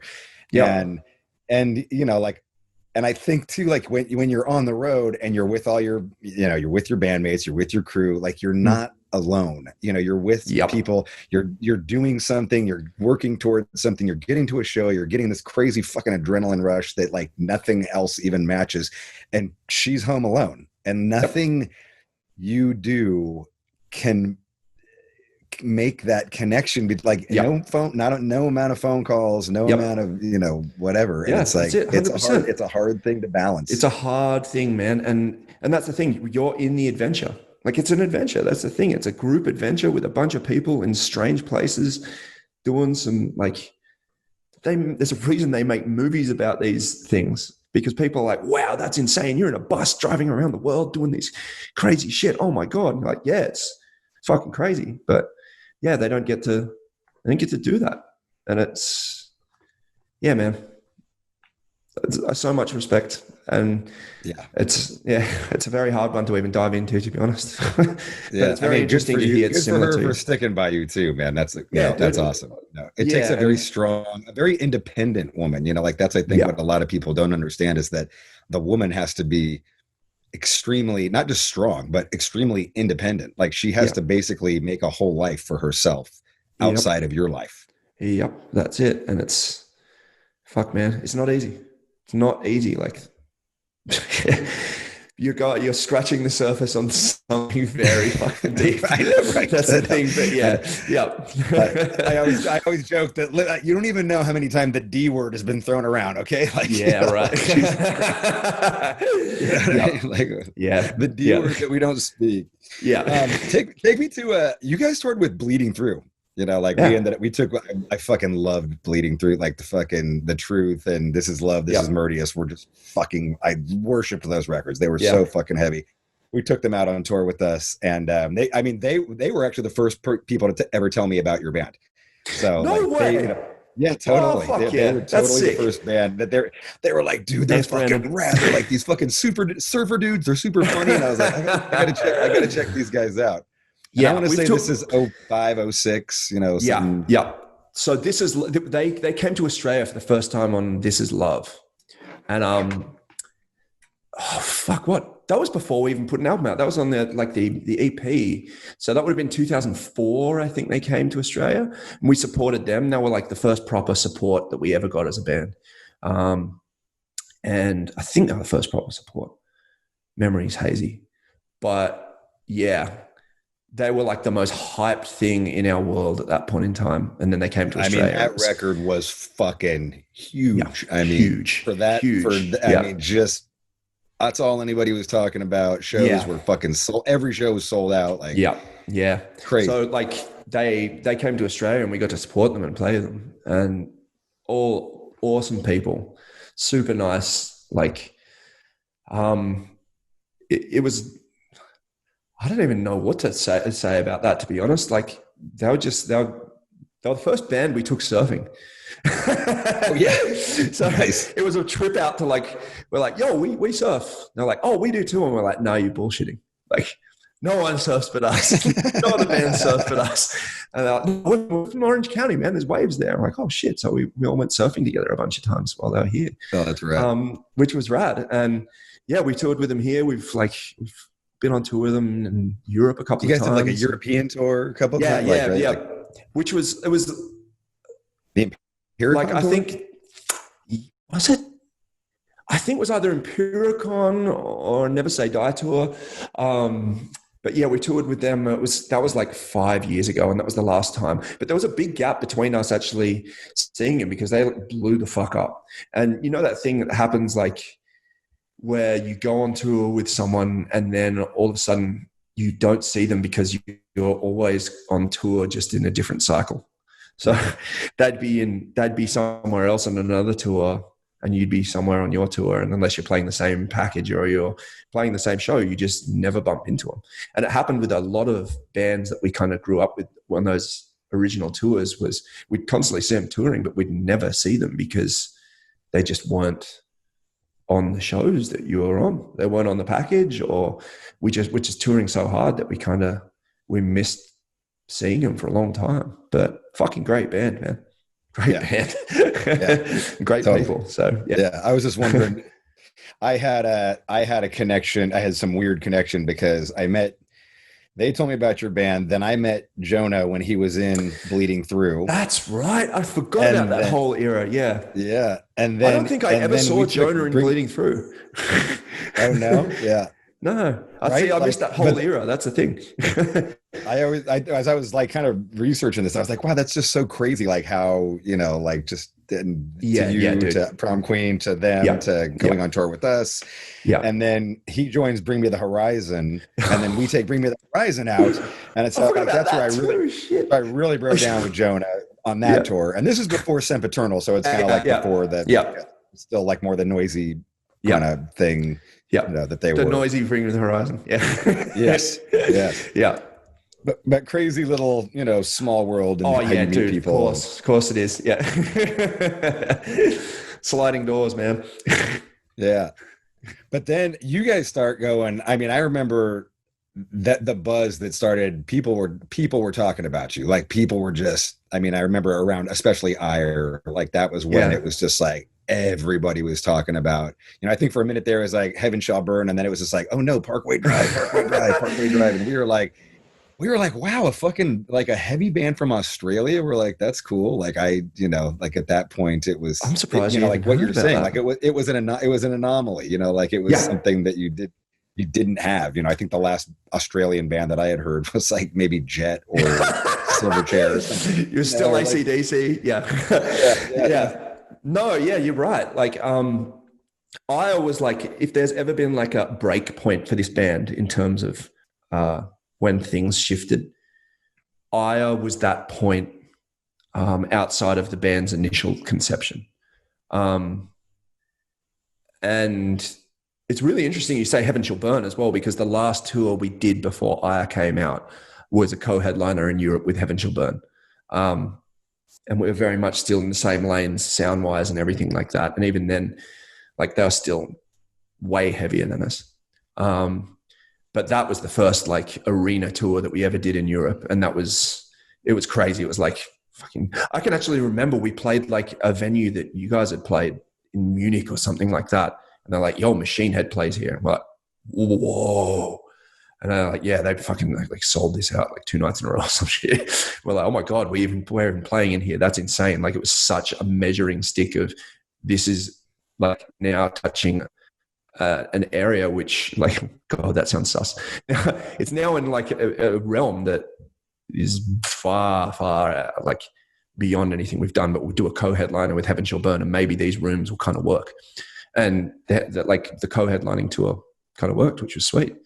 And then we wrote Ire and was that, do you feel like, and to me, like when I tour with a band, like you kind of inevitably, it's always subconscious, but you kind of, you soak in the things that you see, like you absorb the things that are around you. Do you feel like, they had really next level production and like, I've never seen, like, I was just like, dang, those motherfuckers are fucking, I was like, that's some cool shit. Like great movies. Really artistic though. Like it was really artistically like tastefully done, and it like was like sad and like emotional, and I was like, wow, it's like really powerful. I loved that, Yes, we take in everything. The thing that this band has always been has been like, it's been an ever evolving concept. Like if you track back even just the existence of starting the band, it was do something which you've never done before because it's interesting. Everything we've done since then has been the exact same thing. And as you go on, you absorb more and you grow a taste for different things, and you grow an appreciation for different things, and it all changes and all morphs and all feeds into each other. And that's been the fuel for everything that we've done. Aya was the first time where we took the training wheels off in terms of you need to retain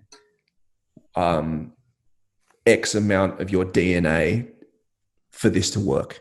It was the kind of thing where everything in the past was like, keep the DNA, but those extra little parts you do with your music, sprinkle them on top.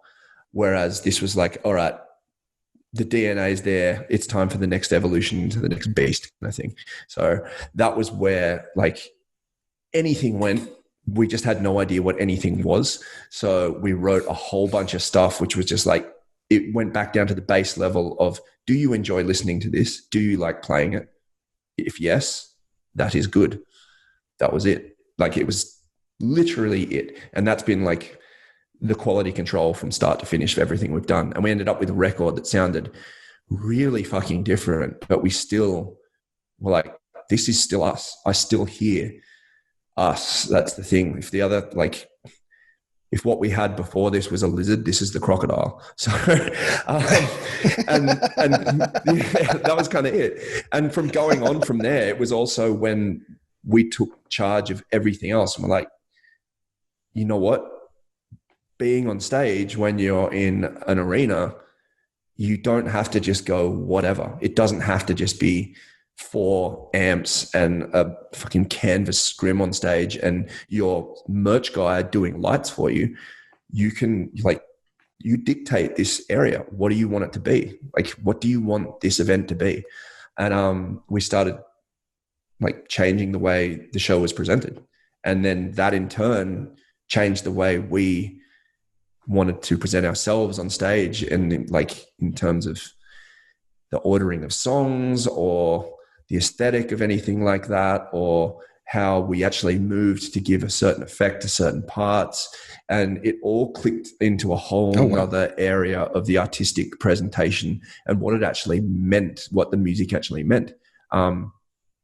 Realizing that when you go to a gig, you're experiencing it in a very different way from just putting headphones in, because you're in that environment. That's why people go to a show, because it's not just your record, it's something more. And figuring out what that more was for us, is like, that record was where it kind of started. And yeah, again, it just kind of, it went like, we that first tour in Europe, we played those venues that we played with Heaven Shall Burn, except we sold them all out, and it was just us headlining. We're like, whoa, okay, this is a thing. Do you feel like on that record you tapped into something lyrically that you had never tapped into? Like, I'm always interested in, like, you know, what connects with somebody, why something connects. You know, do you feel like you dug deeper? Were you talking about more societal? No, not so much. Like, to be honest, all of my writing,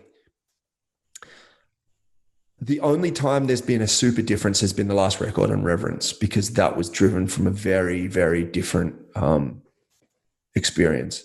The way I always write lyrically is, like, I can't force anything.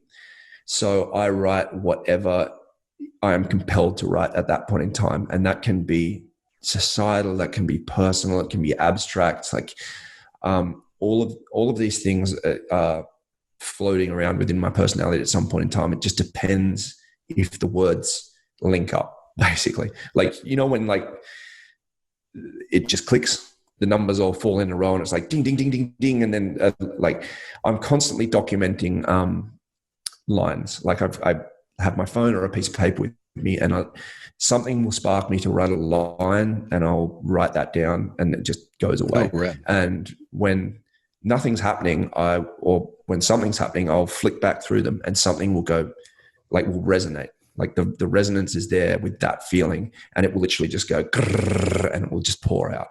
So I find most of our albums are never just based on one defining thing, because they're written over a large period of time. Like, we don't go, right, time to punch out an album. We got 6 weeks, get in the studio.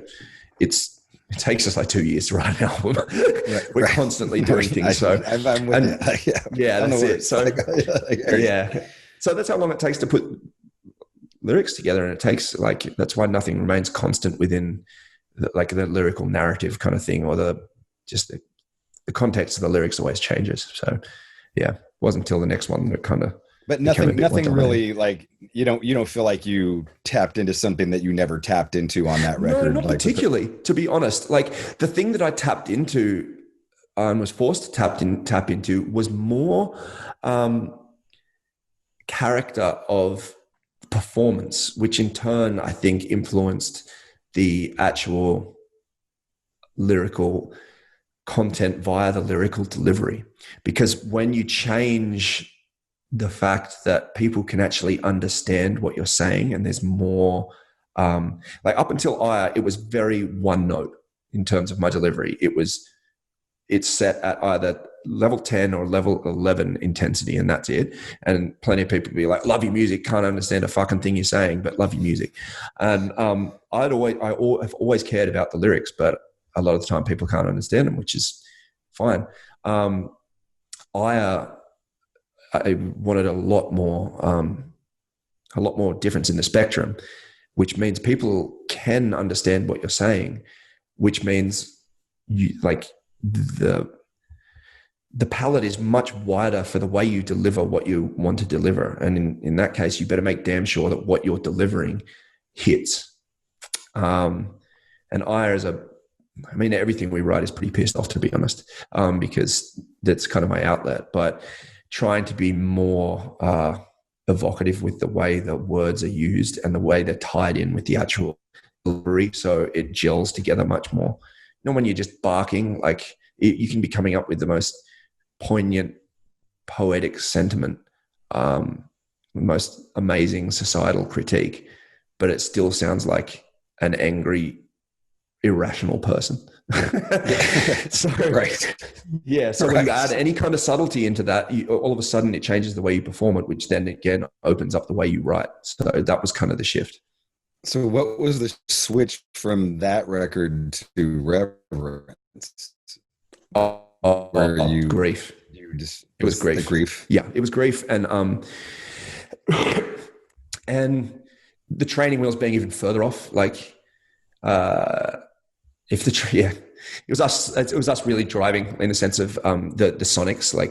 Was us doing something completely unknown sonically, and kind of just going again on that gut instinct, and the gut instinct, and hoping that we weren't mad in what we heard as we liked this, was kind of solidified through the success of Aya and Reverence. We're going to do whatever the fuck we want to do.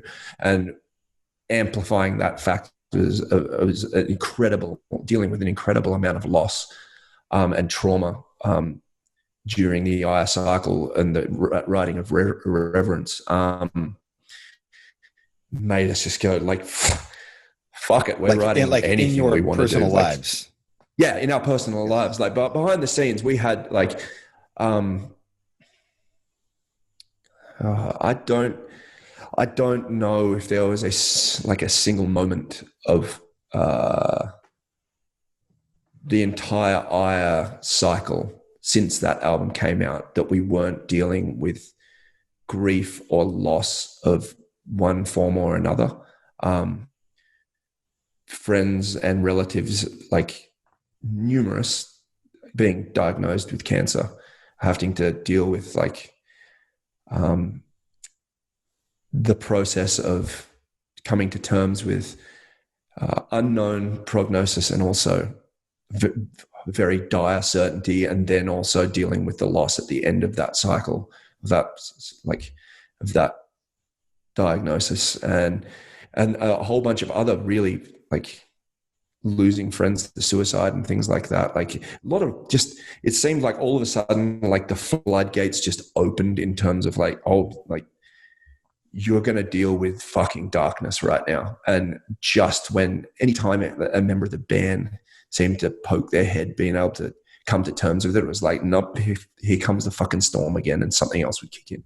So it just does something, I guess, to your psyche in terms of I will make the most of the time that I have.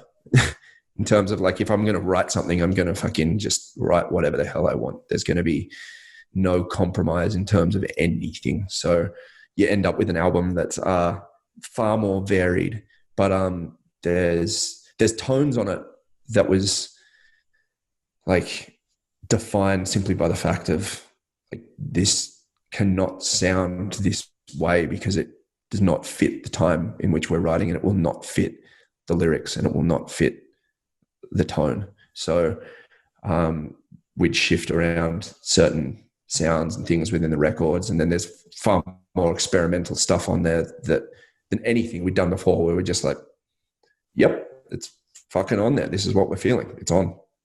Like there's no question about it. It's literally, this is what is created like in this fucking maelstrom. So here's the document of it. So yeah. Did your fans connect with it more on a deeper level because of that sorrow? And you'd have to ask them, to be honest, but not like the crazy thing was like, I didn't necessarily expect anyone to be able to get it, because we provided very little context for it as well. Because a lot of the stuff we're just like, we don't want to drag this. Like this is more information that most people have got in the first place, but we're like, this state, like, it's too much kind of thing. But I've been very, very shocked by some of the very, very direct songs on the album that I didn't necessarily expect people to understand. For them to come up like to me after shows or in the street or anything and say, thank you for writing this set of lyrics, because it's able to put into words something which I felt in the passing of a relative or a friend or something, which I have not been able to put into words myself. And that's a really big thing.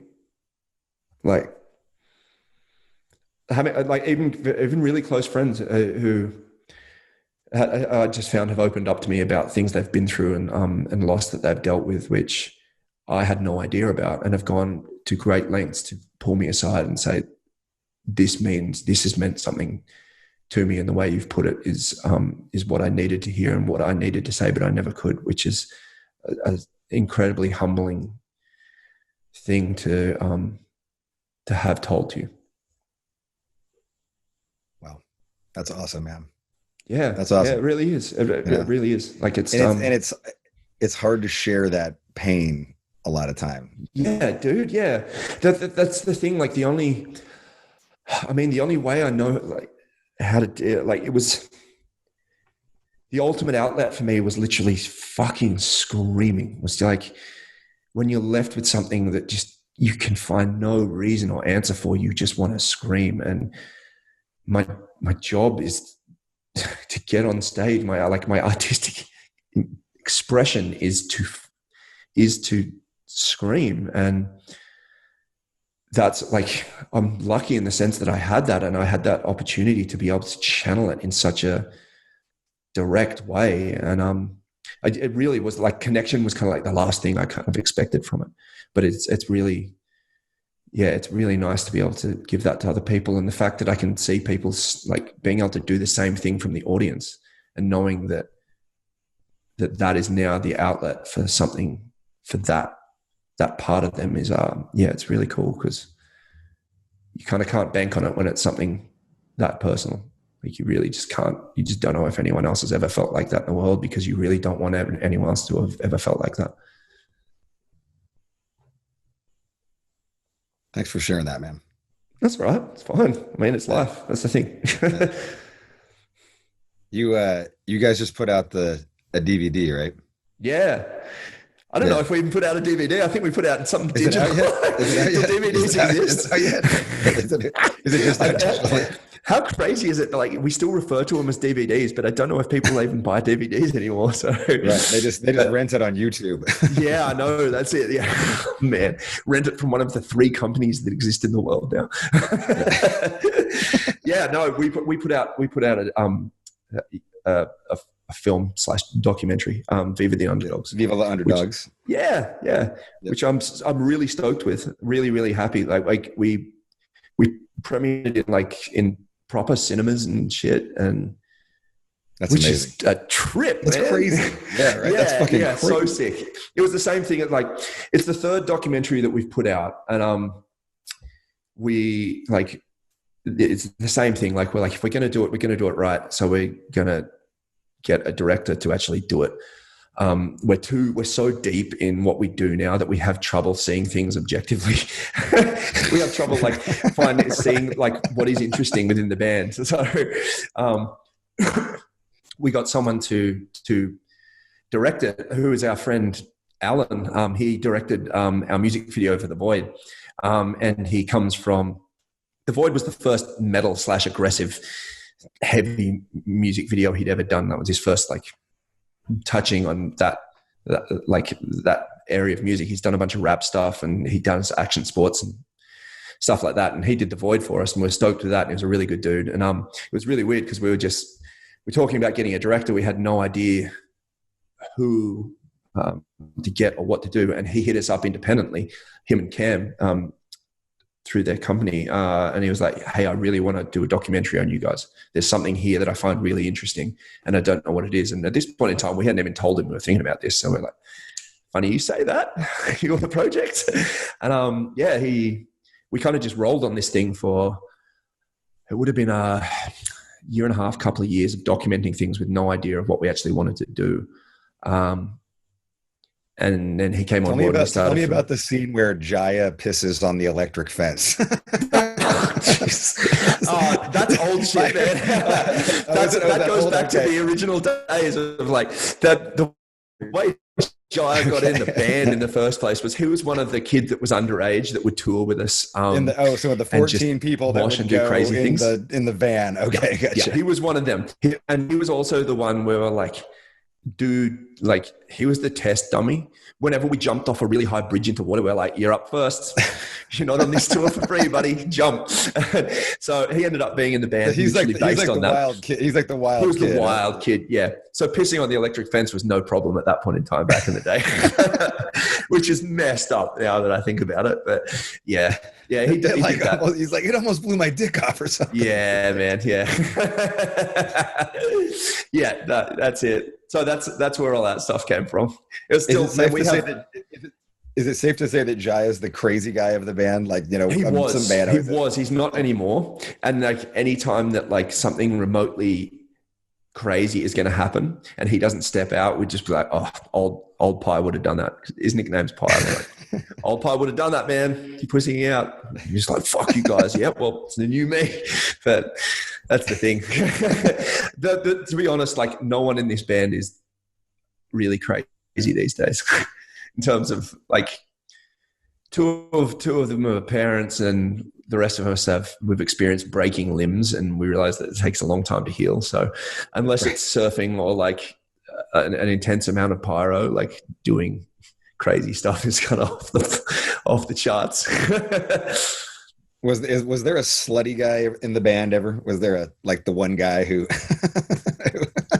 who's the slut of the band? Yeah. I'm not gonna drag names through that. All right. But yeah, there's reputations. Yeah. Oh man, yeah. All above board, but at the same time, fuck. Yeah, everyone's settled down. That's the thing. Well, I'm 30. I'm turning 38 in a couple of weeks. So, I've been doing this for almost 20 years now, and I know that's amazing. I can remember my dad's 38th birthday, and he wasn't doing what I'm doing. So, right? Yeah, it's fucking awesome. Yeah, dude. Thank you so much for being on No Fucking Regrets. Thank you very much for having me, and cheers for the thanks for showing an interest. If you're talking about you said earlier, like, did you ever meet anyone or anyone do anything weird? This is the kind of shit that trips me out. Like, you're a legend. Like, you've created immortal music, and to be able to have genuine chats and have someone interested in something that I've put my heart and soul into is really, really cool. So cheers, man. I'm stoked you're doing well, and I'm stoked you're still making music, and I'm stoked you're still you. It's very, very refreshing. Fuck yeah, man. Thank you. Dude, this is rad. This is rad. Ladies and gentlemen, that was Winston McCall. Parkway Drive here on No Fucking Regrets.